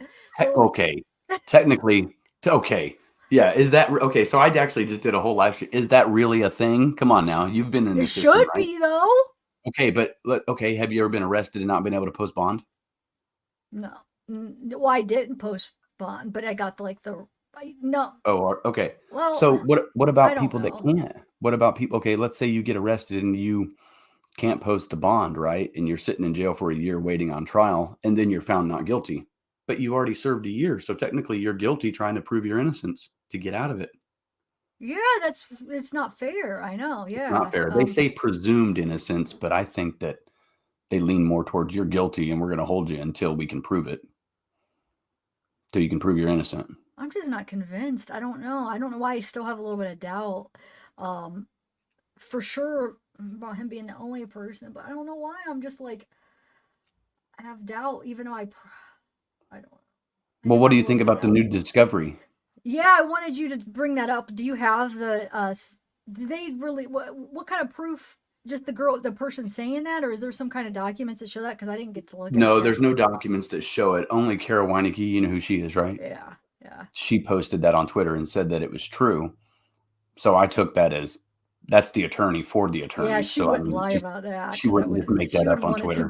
She wouldn't want it to be true, if anything. But so okay, so can you tell them? I don't know. Most people probably already know, but that's pretty. Yeah, that's pretty big. Tell them what happened. Okay, so apparently the prosecutor yesterday released a ton. They called it a quote a ton of new discovery on the defense, unquote. So that's what was written by the attorneys for the defense, Kara Weineke's law firm that spoke at the Supreme Court hearing. If you remember the woman that spoke, that's her law firm. So that kind of gives you a reference as to who I'm speaking of. And discovery is evidence that the prosecutor plans to use against the defendant at trial. And that is kind of what led us into where we're at today with this new document filed by the defense, because they got all this, looked at it and said, oh, hey, there's some missing files here. Let's file a motion based on that. So yeah, I mean, that makes we don't know what the new evidence is. It makes me happy, because if he is the guy, then I want him to freaking do time. I want him to get his what's coming to him, but I also want to be sure that it's the right guy. So if they do have a ton new evidence and it's pretty clear cut and it proves, then that's actually good, that we can actually see, okay, you have the right guy. So hopefully it is. Like I do. I mean, I want them to get justice, but I just want to make sure that they're not putting an innocent man, through all this torture if there's a chance he's innocent. So I hope it is a lot. And I hope it proves that they're right. You know what I'm saying? That they got the right guy. I really do. But we'll see. So I did a poll and I want your opinion. Who do you think is winning this case in the media and the public spectrum? Is it the prosecutor or is it the defense? Who do you think majority of people are leaning toward? Here's the thing. I think the people that think that Richard Allen is guilty are not the ones that are actively still talking about it. They're the ones that are laying back and not as loud. So I almost think it seems like it's the innocents because they're the loudest right now and they're the ones that are constantly making videos and, so it seems like that, but I don't think that that's the case. I think the Richard Allen guilty people are more silent about it right now. So I don't know. I would say guilty, I think, is actually really more. It's just they're being silent. Okay. That's cool. What about you? That's, I'm leaning more towards the people that think he's guilty. The prosecution is winning at this point with presenting strong enough information through these motions and stuff, and through like what we've seen at the Supreme Court, the judges' rulings and stuff. Whether she's on their side or not, likes them or doesn't like the other dudes, I'm seeing everything start leaning towards the prosecution is winning by getting motions granted. The defense is filing things. We want the bullet evidence gone, but it's denied. We want the case dismissed. It's, who knows, it's probably going to be denied. You know what I mean? I've never seen a case dismissed just outright like that, especially like this. Yeah, that would be, I've never seen that either. We don't know WWE Christian Center Exotics, like before. I mean, I don't for what we see right now, it doesn't seem like they have crap. I agree. But Anthony did a video the other day talking about that Weineke she released, which Weineke's the one that represents Richard Allen's lawyers. She said that the rumors are true. They did basically hand over a new discovery with tons of new evidence. So there actually might be some evidence. I don't know. And you know what? That comes awful timely after the petition to amend the charges, meaning Yeah. to me, I mean, it's a possibility. Don't take this for granted, everybody. It's a possibility that maybe somehow, some way, they found that link that proves Richard Allen was going there that day to meet him.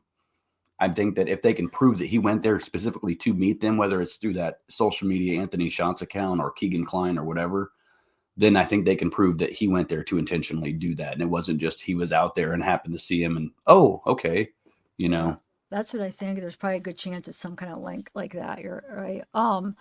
And no, Shay, I want to clear that up. When I say the prosecution, I'm not saying because people, and I think Anthony was trying to say the same thing, not because people are behind like McClelland. It's more, I'm looking at it more like, do they think Richard's guilty or innocent? Because I know a lot of people don't like McClelland. They don't like the way it's all been going down. They're mad at, the way they've messed up and just crappy stuff. So it's more, I was voting more on the more people think he's guilty. I'm not saying I'm one of those, but I'm saying, I don't know, I'm in the middle. I keep going back and forth, but I'm saying I think there's more people. They are just the silent right now. They're not speaking up.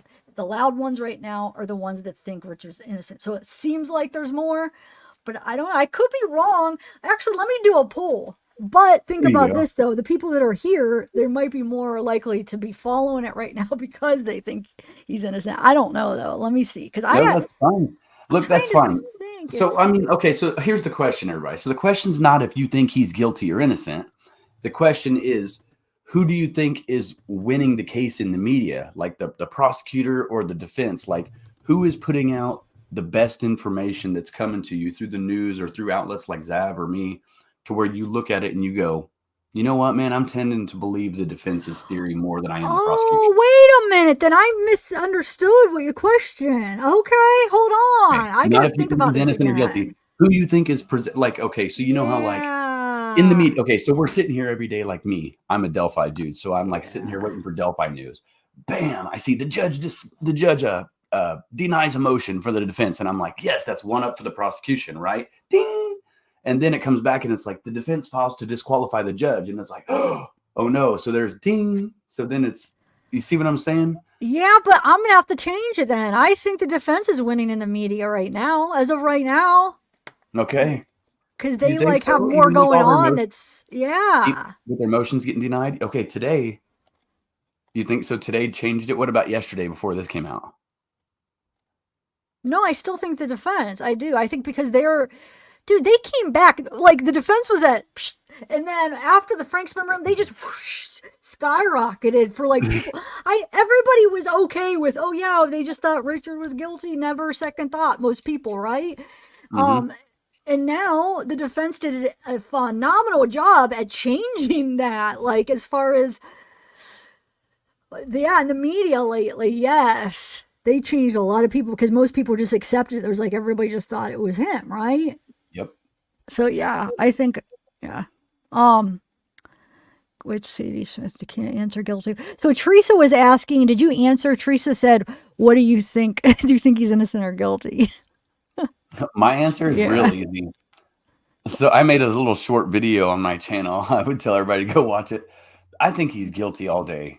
You know what I mean? I mean, I'm willing to put my YouTube channel on it. I would quit it. I would terminate it and say goodbye to everybody if Richard Allen walks away from this unscathed, unguilty of everything. Not guilty.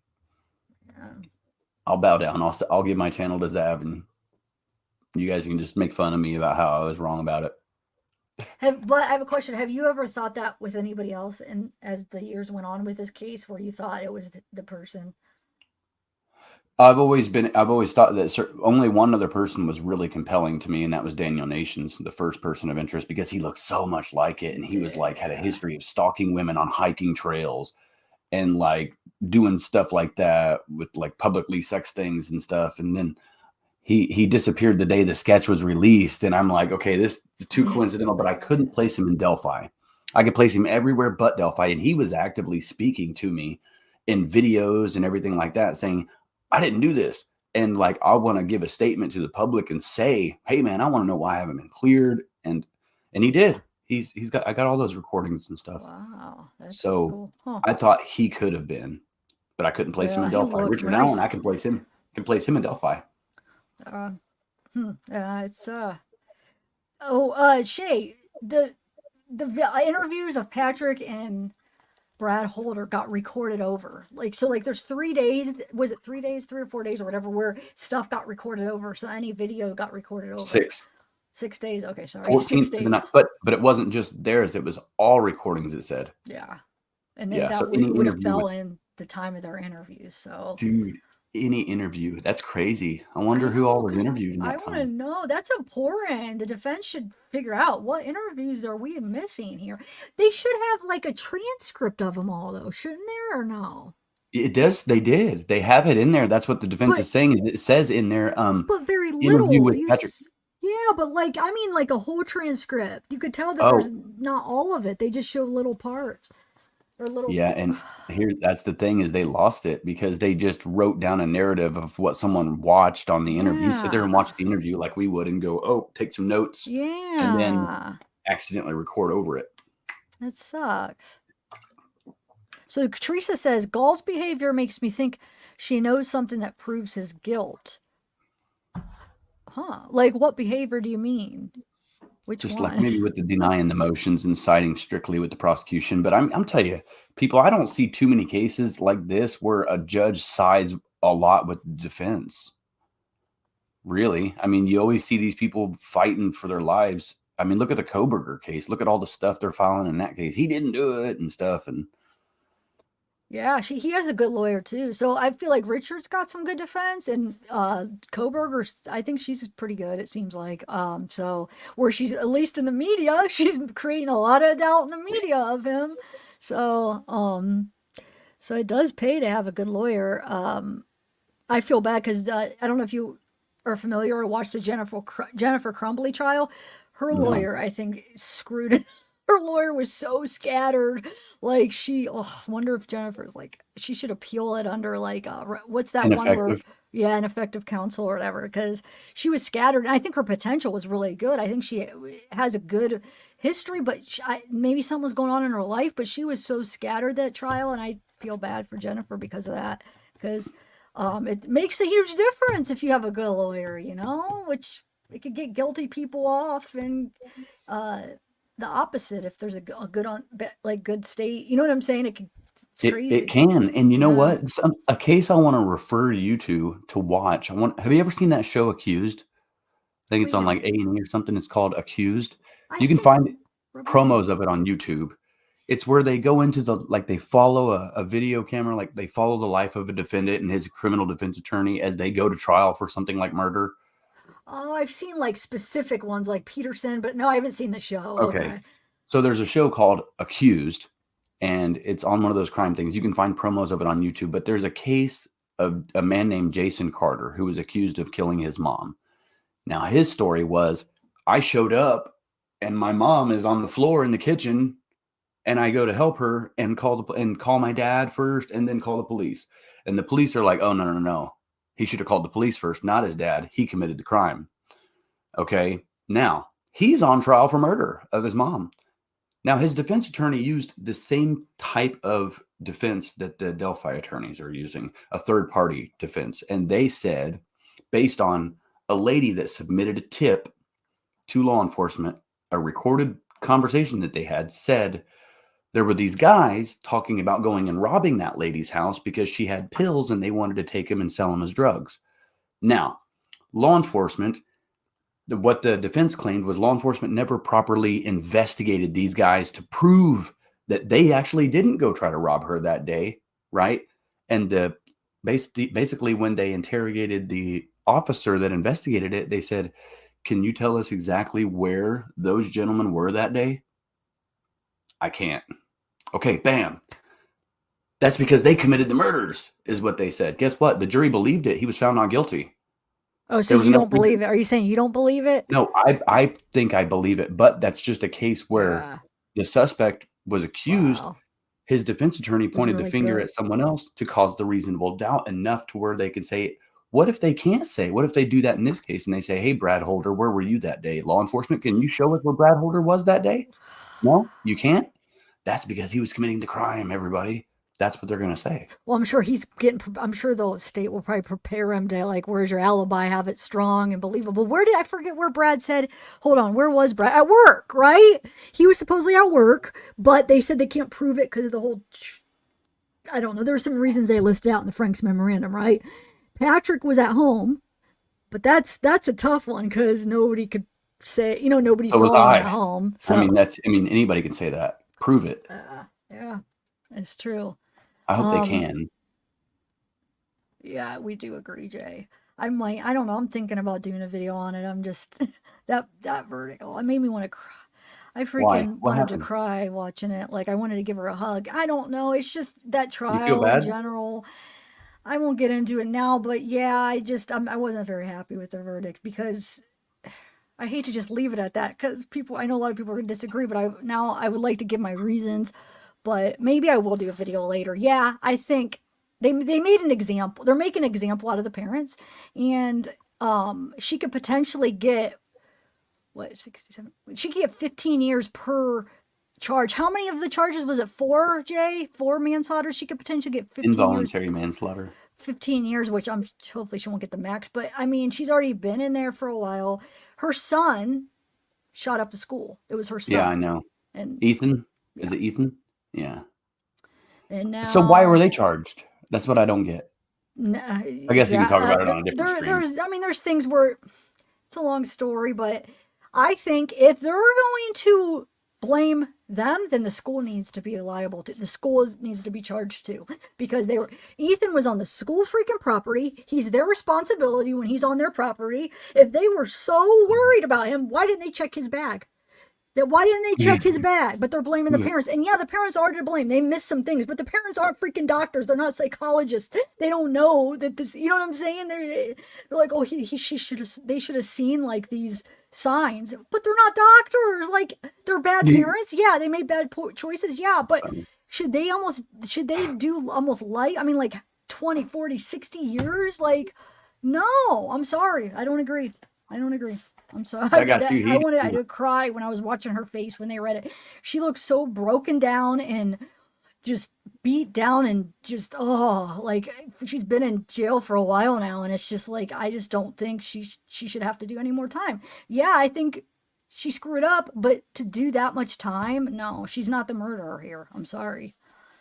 Yeah. And I know, but see, I'm going to get a lot of hate because a lot of people disagree on this, but I don't care. It came out. Sorry, guys. I'm not happy about it. You can tell. No, you know what? I wanted to say something about Labrato's interview, right? So he said, "Oh, now the sketch and stuff was hanging in the CVS, and no one walked in there and says you look like that dude." Well, first off, why would you walk in there and look at a dude right in the face and think that he really is the guy and say you look like that guy? What if he freaks out? That's true. Yeah. What if he freaks out and is like, "No," you know what I mean? Like, no, you're not gonna. If you're gonna identify me, I mean, what's he gonna have to do? Get rid of you? Or just let you go tell? Wow, a lot of people are agreeing in here. That's right. Okay, cool. And I followed this case. I'm not, and I want to say a comment about what you said too, Anthony, but I just want to comment on this real quick. Since when this started, I covered this case, but I just didn't cover the trial. So I am very aware of this case and the details. I've covered it. I didn't watch all the trial, but I watched on and off the trial. But I am very aware of the case. I covered it when it first happened. So I am aware. And I do think that they screwed up. They missed some things. But does that mean that they need to, basically, their lives need to be over? No. Ethan is the murderer. The school I think the school, if the parents are held accountable, yes, the school should be too held accountable and they should be on trial too. But anyway, so I'm just surprised there's a lot of people that are agreeing. I thought I was just going to get like attacked for saying that, but I literally wanted to give her a hug. Like, I just was like, oh my God, like I wanted to cry. Like, I got so emotional watching them read the verdict. She's just so beat down. You could just tell. It's just like, anyway. Okay, so back to what you said. I want to comment. What were you just saying? Remind me, because I had a comment on what you just said, Anthony. Remind me real quick. You done okay? No. What did I say, everybody? Hold on. Yeah. Hold on. What did I say, everybody? Hold on. Oh, I said something about Librado's comment. Okay, that nobody walked into there to look at the bridge, look at Richard Allen and go, "You look like that dude." But they could have called, not just go up to them and be like, "You're the guy," but call and be like, "Hey, I think I know a tip." Call it a tip. Why not? Because I think that it just got old after a while, man. I mean, okay, here's the thing. I'm sure the first sketch was hanging on the window too. The second sketch, no one's going to look at him and go, "That's you, dude." He's 18 to 40. Richard Allen was 45 to 50 at the time. So if that would deter anyone from pointing the finger at him, the second sketch. The first sketch, he does kind of look like it. And I saw him during that. So it wasn't that time. Yeah, it would have been that time. It would have been that time period. I saw him before 2019 and never paid attention to the sketches on the wall, never paid attention to him, probably because it got right as soon as the crime happened, everybody was pointing a finger at everybody, man. I mean, when police are coming at me and interrogating me, I didn't want to put that off on somebody else and point the finger at someone in the wrong direction just to have the cops show up at their house. You know what I mean? For no reason. But I never tipped Richard Allen in, never thought about it either. Yeah, but I mean, if it wasn't him, I mean, hopefully the cops wouldn't they would just see if it would just be like, "Hey, this guy," because I mean, the cops were putting it out like, "Hey, if you know anybody, like, just please call it in." So why not just be like, "There's this guy that I work with. He kind of sounds like him. He looks like him. Can you just like maybe check him out?" I don't know. Well, You think it would be wrong for somebody to do that? No, I don't think. I think because they did say, even if you have a hunch, a notion, just the thought, like, "Man, that guy down there, he's not right. I'm gonna call him in." They're like, "Call it in," because if it's not the person, it's just a little bit of time, and then then we'll be on our way. But here's what the problem is. Let's say someone did tip in Richard Allen again, I guess. If they looked through their file, they would have found that they've already talked to him. That's true. That's true. But wonder if it would have like sparked something where they're like, "Wait, okay." They might have what happened now may happen back then. If someone called in and says, "You know what, man, the guy at CVS kind of looks like the guy that you guys are looking for on the bridge," and they went and checked him out and was like, "Hey, what's your name?" And he's like, "Oh, Richard Allen." And they looked through their database and they're like, "Hey, Richard Allen already told us that he was on the trail there that day wearing either a blue or black jacket. He might be the guy." And then it could have sparked off the search warrant. Yeah, I mean, see, I wish it would have, because then there would have been more evidence. Maybe if it's him, that he wouldn't have been able to get rid of anything if it is him. It's just if they would have caught him ahead of time. I mean, it would have been so much like there would have been probably blood. There would have been DNA. Maybe there would have. I know, dude, and I feel so bad because I tipped in the guy at the grocery store that Richard Allen met him at. I tipped in the guy that works there. Oh, are you serious? Oh my God. You thought it looked like him? Well, I mean, I thought that he lived locally and worked locally, and I thought, man, this guy he looks like this guy right here. Oh my God, you're funny. Well, no, I mean, that's what I'm not. I mean, yeah, you gotta. I think I was also looking for a taller dude too. Oh, really? How tall? Taller than me. Dragonfly, you came! Hey, with your pretty dragonfly. Nice to see you. Wait, what chat was I saying hi to you the other day? Was that your chat, Anthony? Probably. Dragonfly's in my chat a lot. I think it was. I don't know. You're never in my chat. Just the other day, though. Yeah, I was yesterday. I was like, yeah, I think it was. But anyway, hold on. Let me see these notes. I took some notes while Here's the deal. False confession. What do you think about false confessions, though? Because false confessions do happen. So I had a false confession on my channel in 2018. A guy named Daniel Pearson, not the Daniel Pearson everybody talks about. Yeah, called in and said his DNA was found at the crime scene and all this stuff. Had a whole story, and I recorded it all and put it on YouTube, everybody. Now, that's a false confession. What he said didn't line up with the crime scene. What this Elvis dude said did not line up with the crime scene. There were no horns. There was no DNA of his found. But Richard Allen, I don't think Richard Allen would make a false confession to his wife saying... I mean, that's true. But no, false confessions, what more I'm talking about is if you're in like a you're pressured and just like beat down, and you just do it just to get out of the situation or to give in to a situation. What you had was a little bit different. That was like, it's so weird that people will confess to things they didn't do, but this is more like in a situation where they're being almost like not forced, but kind of forced to confess. So it is true though, because why his wife, I could see like in an interrogation, and he's just like, because it happens like young people, unintelligent people happens to too, where they'll be like, come on, and they just want to get out of the situation, like, fine, I did it, like, just to, Yes. because they don't want to be interrogated anymore, and they just, so, but I mean, it could be possible if he was on drugs and if they were giving him stuff and he was beat down and broken down, and that's what they wanted from him. I mean, Yeah. it could. Oh yeah. Yeah. Yeah. And I think look, that is part of the reason that they get guilty pleas out of people all the time. And I made a video earlier, a short video that was it was funny. Okay. It's a 1 minute video, but it's like, you should grab it and just play it because it describes exactly what I'm talking about. Of which one is it? What is it called? It's the latest video I posted. It's just short. It's just a tiny, short little video. It says how the criminal justice system is. Okay. This is really how it works. They put you in jail and you're sitting in there and you're like, oh my gosh, I am never going to get out of here. I'm going to be in here for the rest of my life. And then they come at you and they're like, oh, well, if you just tell us now, and it's been a year and you're just like, you've never been to jail before. You're just like, dude, I'm depressed. I miss my family. And they're like, well, if you just tell us, this is going to work out for you. You may get to go home here. And okay, I'll tell you. You do feel beat down and pressured. And that's what pressures people to plead guilty all the time, because they're sitting in jail and their attorney or prosecution comes and is like, you're facing all this time. Or you just plead guilty to a little bit of that and we'll call it quits. And it's like, okay, why not? Because I don't want to do the maximum. So I might as well plead guilty to a little bit just to get out of here quicker. No, I mean, I agree. Yeah, that happens a lot, huh? More than people probably would realize. Because it's like, well, they said they were guilty. Well, yeah, that doesn't necessarily mean that they are on some situations where sometimes it's better or they convince you it's better, whether it is or not. I mean, okay, so let me find yours real quick. Hold on.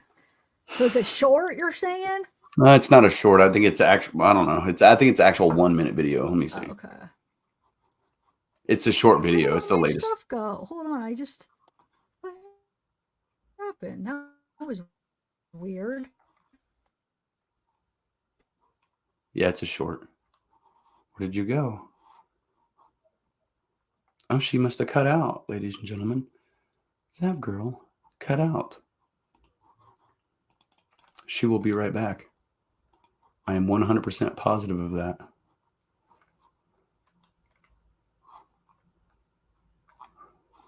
So she'll be right back, ladies and gentlemen. So, I guess I will say welcome to Zavgirl's channel. I'm Anthony Greeno from True Crime Investigates, and I will be talking to you for a couple minutes until she comes back. So, welcome. And I don't have the ability to add screens, or I would just show you guys that video myself, but I don't have the ability to do that. So instead, what I will do is I will just share it in the private chat until Zav comes back. But ladies and gentlemen, so what I was talking about on my channel was this exact thing. There she is. I don't know what happened. I was talking to you and I didn't hear a response. I'm like, hello, Anthony, where are you? You disappeared. I know, I exited out, I think, on the wrong thing. I found it, though. I was asking you, and that's when I realized you weren't there because you didn't respond. I was asking you, is it called How the Criminal Justice System Is or something? Yeah. Okay. So I'm pretending, the black and white, I'm pretending to be a public defender. And the colored version of me is the defendant. The colored version? All right. You'll see in color, the black and white and color. Cool. So you have a black and white and the color. Okay. You'll see. All right, hold on. The black and white is the public defender, everybody. This is how the criminal justice system works, I think. All right. Oh, I almost just spilled that. All right, let me share my screen. Zav guy took care of us. Who? Zav? Zav, dude, like.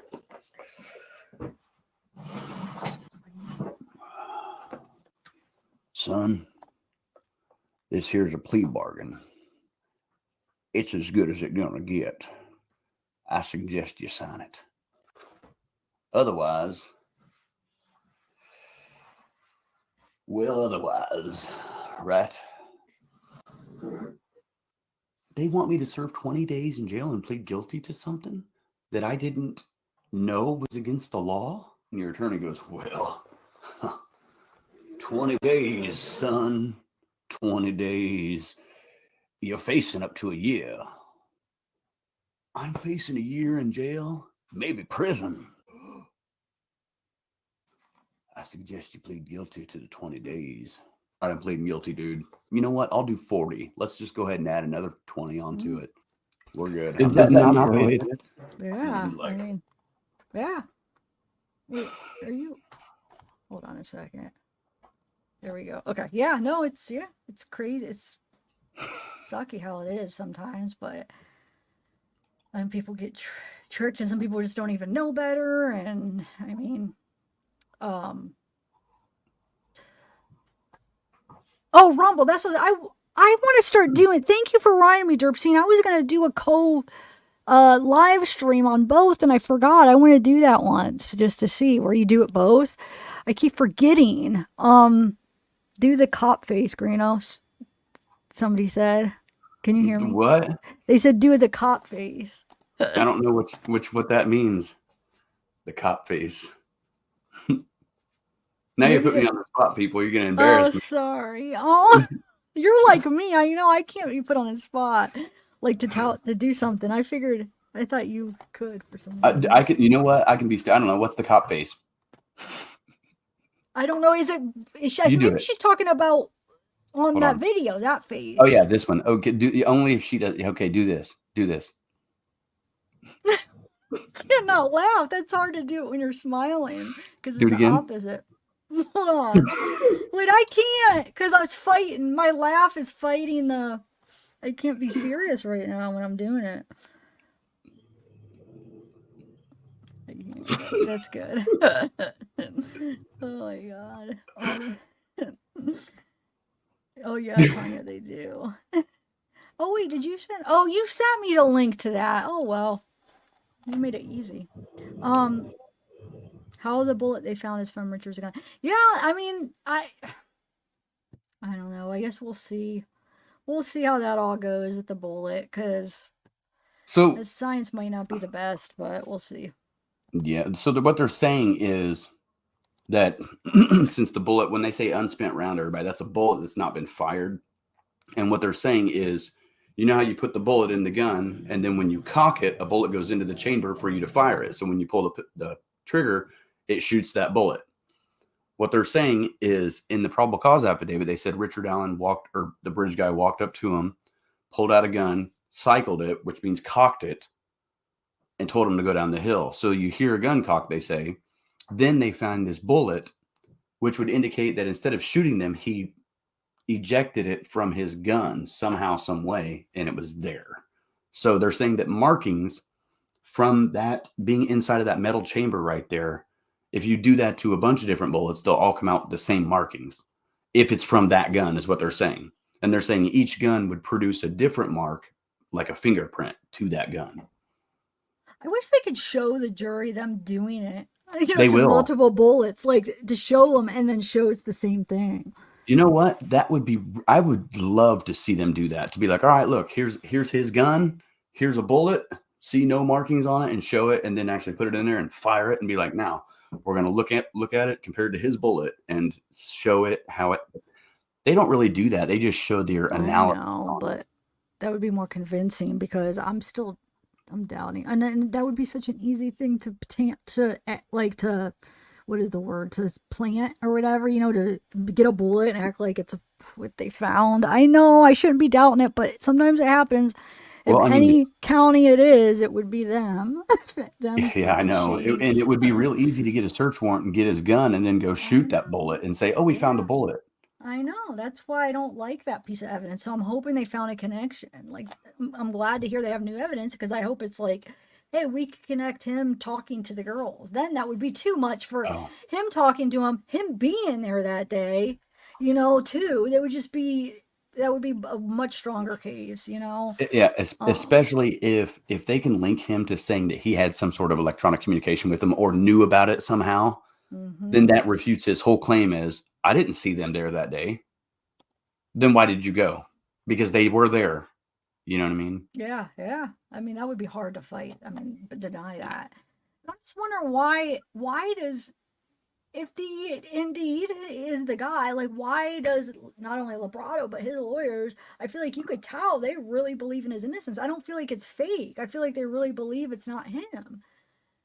So it just I makes don't me think wonder. Librato does. I think Really? Librato's state. Well, I mean, he said that, right? You believe that that's genuine? Because then also in the same interview, he said, I told those defense attorneys I'm willing to do anything to help them. So what if they're like, hey, you know what would really help us, dude, is if you went on the media and said that you believe it was Odinism. But why would he be willing to help him if he didn't really believe? I think he's willing to help him because he really believes that this guy's innocent, right? That's how I'm looking at it. But I don't know. I guess we'll see. I mean, I'm so anxious for the trial, and It scares maybe me. we'll see. Yeah, it is. I am nervous. You're probably really nervous though, Hell yeah, because I'm nervous. I'm you're way scared. more invested I'm in willing to this. go to jail that day. No, don't do anything I'm stupid. not gonna do that. Are you gonna go to it for sure? Of course. Really? I couldn't miss that for the world, dude. That is my life. I wish I could be that committed to that one. I don't know. I feel like it is. Dude, It you are is so not close to that it. close. I mean, it's Go. not that far. Yeah. But it's just, I don't, if I could be guaranteed I'd be able to get in, but like, I don't know. Would we be able to get in? And then if we're not, we're going to be stuck with sucky Look, internet to try to if watch it or no, stream it or if whatever. no, look, dude, if you just stick by me, man, we'll get in. Maybe one day. I mean, we wouldn't be able to get in every day. I want to see the whole trial. Yeah, we're gonna dude. get in every day. Man, listen, I'm gonna put a request in to have a camera in that courtroom Oh, I for could be your sure. camera woman. There you go. See, we can work together and live stream it on YouTube to our channels. But That's wait, would they let you have like two people or it'd just be you maybe? I can submit a request on your behalf too, and see what they say. All they can say is no. You know what I mean? So why Well, let not? me see. Tell me. Let's see what happens with you. If you are like, if I could be guaranteed to at least get in, at All least you to gotta do is most show up of the early. days. I You mean, gotta show up yeah, but early. there's gonna be so many people showing up There, trying to get in. that's why we're gonna show up first. And dude, you may have to just spend the night there, Spend the like I night. I do. know. That's. Are we gonna be allowed to spend the night though on Oh yeah, trust private? me. Look, I grew up in Delphi, and right there at the courthouse, I used to go up there and pitch up a tent. And they're like, you can only keep it up here for so many hours, dude, and just to hang out there on the courthouse square, and we just hang out and smoke weed inside the tent. And they would be like, Wow, I don't know if really did you get you didn't get in trouble for that? well, if they caught us, yeah, but they not the tent. I mean, you're allowed They to sit let out you have there. a tent. Like, do you think they would let? Because everybody would be wanting to do it for the trial. I don't know. I guess we'll see. But maybe there won't be a ton of people going. Do you think there will be or Yeah, there'll no? be a ton of people going, dude. The world's Really? going to be there. Inside Edition, True Crime Daily, all them people are going to, you know what I mean? All the news outlets are going to be there, that's going to clutter up a portion of the room. Maybe they'll just do like one pool camera for the rest, but That's what all I'm those reporters thinking. But if reporters they will be do there. it like that, that means that then we're not guaranteed to go in, right? Oh no, we're going in. Trust me. Look, I have said this from day one to the sheriff and to the courts. Look, man, I got a spot. This is mine. I am going to be here. And you know what I told the sheriff at the time? I says, dude, whenever this guy gets arrested, I want the camera. I want a spot inside that courtroom for my camera. And he says, you can't do that because it's not a law. When that became a law, I reached back out and said, hey, it's a law now. I got my spot, dude. I'm a local. And he's like, I'll do what I can to accommodate you. So Who said they do? Who was Tobe, it? Tobe. Oh, really? So yeah, so dude, I mean, he knows, man. I mean, even if you don't like me from the community, you know, at least I've worked hard on this, and I deserve a spot right there. You know, and I mean, you can At too. least you're saying at least he'll get you in camera, or maybe not a camera, but at least Not you'll a be able to camera, just watch at it. least to be there. Yeah, Yeah. that would be awesome. I mean, if like that'd be awesome to have both, but if I had to pick either be at the trial or be able to stream it live, I would just want to be there, if I had Same. to pick, Same. but yeah. Um all right, I think I'm going to end this. Thanks for coming up. That was a No problem. good discussion here. Thanks for having me. Yeah. I think my grandma's about to come in. No, maybe not. Huh? Sorry. I thought she'll come in when my mom's gone. I thought she was about to come in, so I was about to have her come say hi. But No. okay, yeah, thanks for coming, and yeah, we will talk again. We'll talk again. All right, ladies and gentlemen. We'll talk to you guys later on. You just gotta eat. You just gotta do that Yeah. face one more time. Do that face. No, I You can't. can't do it. I'm too like smiling now. You can't do it when you're smiling, like, and you're trying to laugh. Like, I don't know. I'm just smiling upside down. There you I go. know, and it's like it fights you. Like it's All right, fight- everybody. Hope you guys are All doing right. it at home. All right, peace out, All everybody. right, bye guys. Oh wait, let me say bye to you guys. Bye everybody. Let me just do a couple quick updates. Like I said, Shonda stuff coming soon. The Shonda, so I would say within a couple weeks we'll have it, because that was what, almost a week ago. They said a couple weeks possibly. So I would say a couple weeks tops from today we'll have the files. But the other thing that I'm talking about, I might be able to do that this weekend. Where the person that contacted me, that was friends of the family, that gave me some very interesting stuff about that family. I probably could do that this weekend if you guys want to do that this weekend or talk about it. And then, yeah, the Jennifer Crumbly stuff, I guess I already just threw out the way I feel. I would like to, you know what would be a good live? To do an open panel or a selective panel. Jay, are you still in here? On the Jennifer Crumbly stuff, the verdict, our thoughts on that. That could be a good one. I don't know. All right, guys. I was gonna do a poll for Jennifer Crumbly, but we'll wait. Maybe I'll do a video on it. But yeah. So Greenarelli. That reminds me of that audio you sent me, Anthony, the Zavarelli. Look what Teresa did, Greenarelli. I should do a community post, because those people that are waiting for the Shonda, I need to keep them updated, and there's not that many people in here as far as to update people, because you guys are probably wondering. I'm so anxious for those. I'm still waiting on the Courtney Clunny video. I requested it. They responded, but I had to like show them the exhibit list that I got and stuff, so I'm waiting to hear back from them. What else? I also requested like if there's any new Chad Dorman files. So I was going through the Chad Dorman stuff. I know I said I would do an update. So a lot of the stuff is from like, there's an update from November, and then there's one from like a week ago. So I'm like, shoot, is that weird if I do a video of an update that's like 2 months old or 3 months old? It would be an update for me, but not for people. Be like, wait, that's from November. Why are you doing it? But there is one from like a week ago. But anyway, so that's kind of my plans. So this weekend for sure gonna do a live on, I'm pretty sure, Shonda. I'm trying to think if I do it or maybe Friday, Saturday. I don't know what day, but thank you, Tanya. Hey, Tennessee. I'm trying to think if there's anything else. Hold on.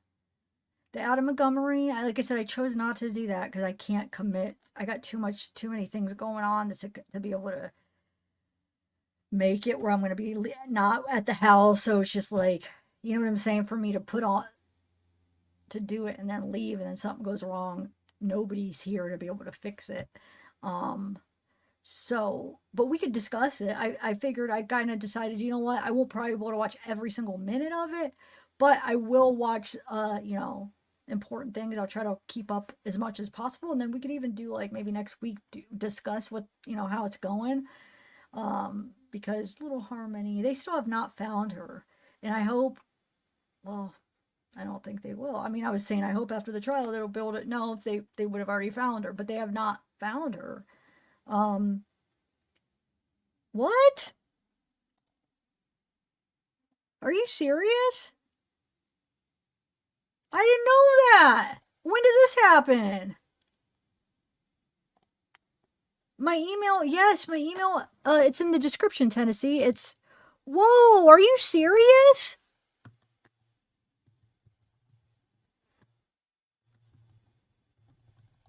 Wait. Question then. Dude. So I have a question.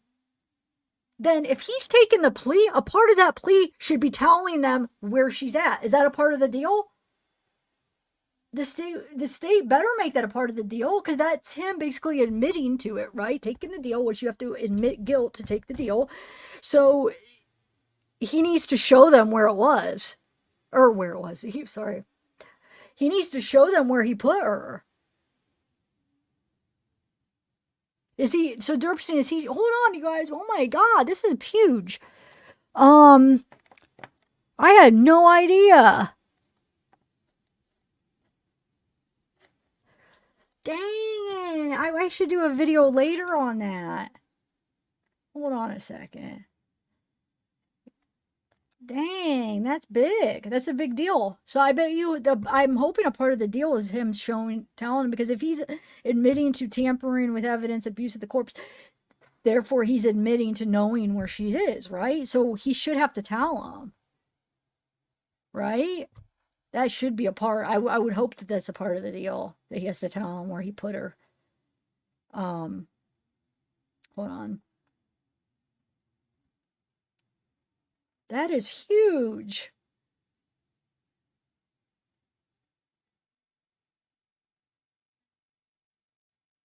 It doesn't, when I type in it, it doesn't even, there's no video titled that either. That's crazy. Wait. It says live day 1. It doesn't even say like, hold on.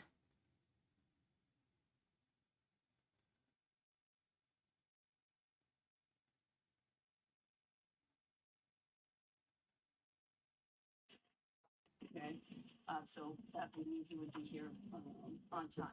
If he refuses transport, the sheriff's office will be notified and transport vehicle. Wait, are you sure, guys?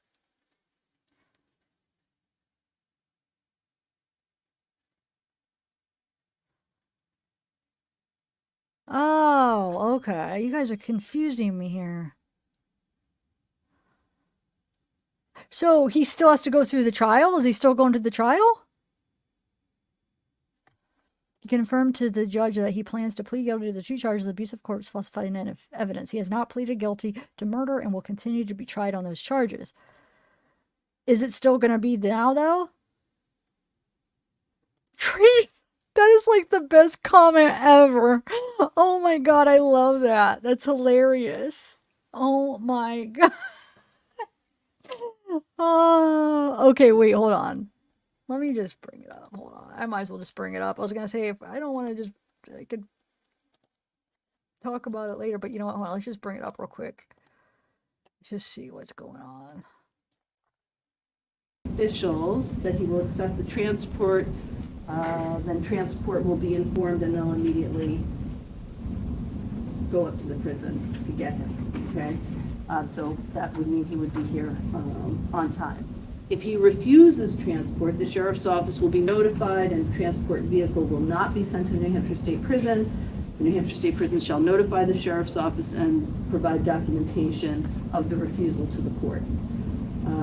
This process will continue each day throughout the trial and through the verdict unless there's further order of the court. Okay, and I just wanted to go through that with you because if you do speak to Mr. Montgomery tonight, you can let him know that that's the order I'm going to issue. We'll need to communicate with the court will need to communicate with the prison, but that's the order. No, what? Hold on, I want to see. We'll be traveling to several locations within the city of. When did they say that? So why? It's going to be work on the view. You're going to have to walk around. Yep. Okay. While I have you, today you did refuse transport, so I want to talk to you about tomorrow. As we discussed with you this morning, you can't change your mind midway through the day, but you can inform the court if you wish to come tomorrow. And what I would like to do, and each day thereafter. So you can come and we will send a transport for you. That is your absolute right. But as I explained to you this morning, it's also your right to waive your presence and for us to proceed in your absence. So what I'm going to do is I'm going to instruct the Sheriff's Office and the Department of Corrections that someone will ask you tomorrow morning, do you wish to come to court today?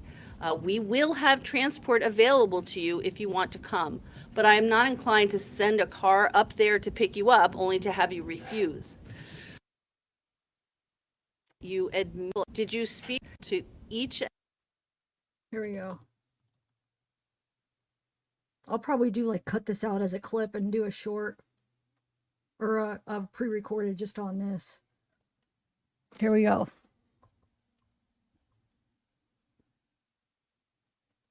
Let's watch it.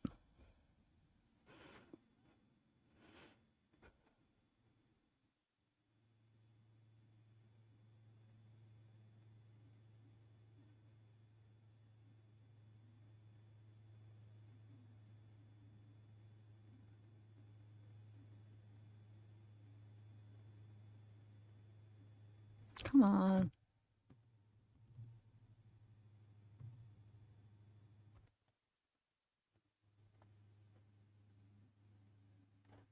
You admit to each and every element of the offense of falsifying physical evidence and abuse of corpse. Is that okay?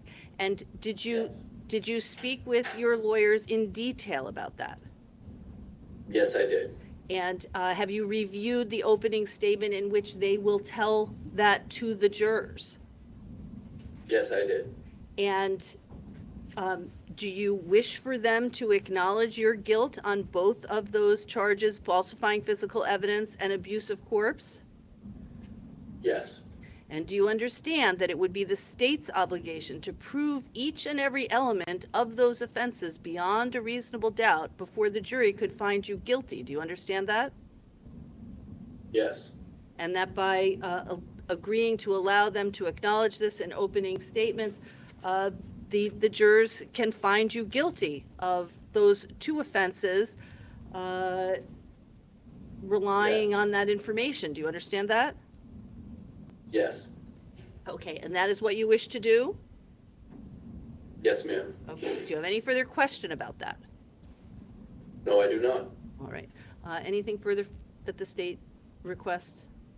As further the state request, we assume that the court would take that into account and make a decision whether or not he's making a knowing, intelligent, and voluntary waiver of essentially proofing his facts and proceeding this way, which the court will do. Okay. So anything you want to add, Attorney Smith? Not on that issue. Okay. So, Mr. Montgomery, having heard from you that you've discussed this with your lawyers, that you've reviewed the opening statements, the draft of the opening statement, that you acknowledge that you understand that the burden of proof is on the state to prove each of those offenses beyond a reasonable doubt, and that understanding that it is your desire for them to proceed with that strategy, the court does find that this is a knowing, intelligent, and voluntary waiver of your rights and will allow them to proceed on that basis. Okay? Oh, yep. Okay. So while I have you, today you did refuse transport, so I want to talk to you about tomorrow. As we discussed with you this morning, you can't change your mind midway through the day, but you can inform the court if you wish to come tomorrow. And what I would like to do, and each day thereafter. So you can come and we will send a transport for you. That is your absolute right. But as I explained to you this morning, it's also your right to waive your presence and for us to proceed in your absence. So what I'm going to do is I'm going to instruct the Sheriff's Office and the Department of Corrections that someone will ask you tomorrow morning, do you wish to come to court today? We will have transport available to you if you want to come, but I am not inclined to send a car up there to pick you up only to have you refuse. So do you understand that?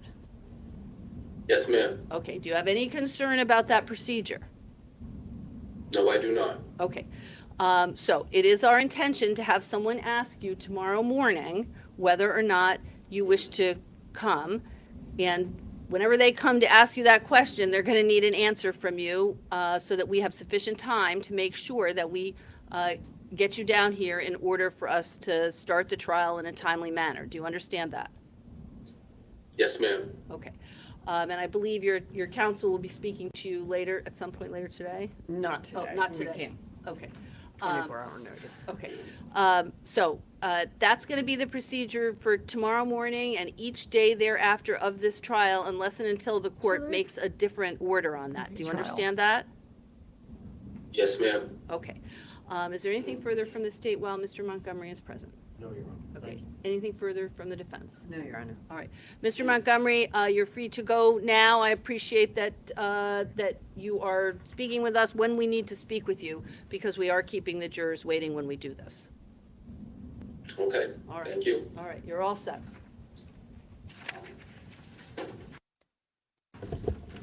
I'm confused though. All right, counsel, we will wait to hear when the bus is here. As soon as the bus is here, I guess I'll just have you all notified, yes. How does that help? Like, how is this a deal? I am really confused here because it seems like they are still going to go to trial. So why did he decide to do that? Because nobody's going to convince me, just a good guy decided to do the right thing. This guy has a history of being a really bad guy. And I'm not saying that someone can't change or whatever, but I don't think this is out of the goodness of his heart. Let me just admit to these charges. And it doesn't sound like he's taking a deal, so he got lesser charges, so he's not going to get the murder charges. It sounds like he's just admitting to those and then going to trial for the murder charges. Well, I don't understand what the point is.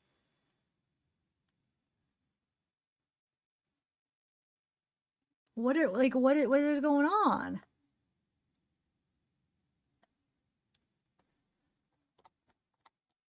It's very confusing because I thought it was like, oh, he's going to take that and then there's some kind of deal that they don't have to go to trial now, but they're still going to continue, it sounds like. So that just made it easier for them to find him guilty of murder. You know what I'm saying? And I'm not mad that he did that because doesn't take a rocket scientist to know that he's guilty. I mean, I'm sorry, innocent till proven guilty, but I believe that they got the right guy, but it seems weird. It doesn't even seem like that makes much sense. Like, why would his defense let him do that? I don't know. I'm just really confused how is this a deal and how is this helping him? Not that I'm saying he deserves any help, but do you see what I'm saying? Maybe legally I'm not understanding something here. But interesting. And that's weird that he doesn't have to be at trial. Like, they're giving him the option. I could see if there's like he's sick, a family, or medical emergency or whatever, but they're giving him an option each day if he has to be there.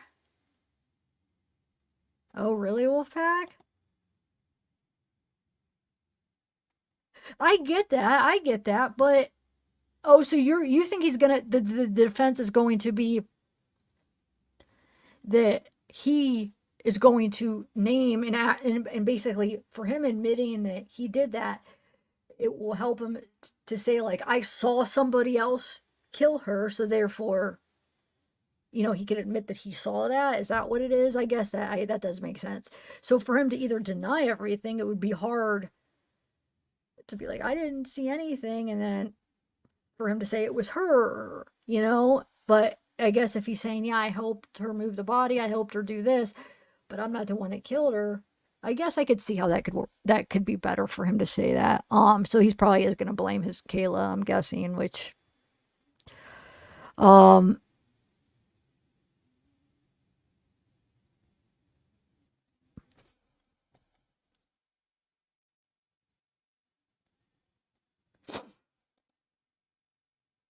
yeah, so I think, I just think him not, okay, so wait, did the opening statement already happen by his lawyers? Anybody that watched it? Because I want to know that. Did they already give his opening statement for his defense? Because if that's the case, then he waited. I mean, that was bad timing because did he real quick? No, he didn't. Okay. Pull what up? What? Am I behind? You're saying pull it up now. Pull what up? Why is there something good going on right now? I was about to end it. No, it's not on anymore. What do you mean? So no, they didn't do opening argument. Anybody just tell me no, they so I know what you're answering. Yes, they did do opening arguments for him, opening statement for him or not. Could somebody like write out the statement? Because no or yes, don't know what you're answering. I just want to know because that would be stupid if they did because he should have done that before because therefore it's going to already take away the credibility of their opening statements because they probably like threw it all out there that he had nothing to do with it and he doesn't know anything. So therefore when they give him new opening statements, it's going to look like, how do they trust him? But did they or didn't they? The jury went to view this place as they stayed, didn't. Okay, good. All right. Thank you, Derpstein. That's exactly what I wanted. Thank you. All right.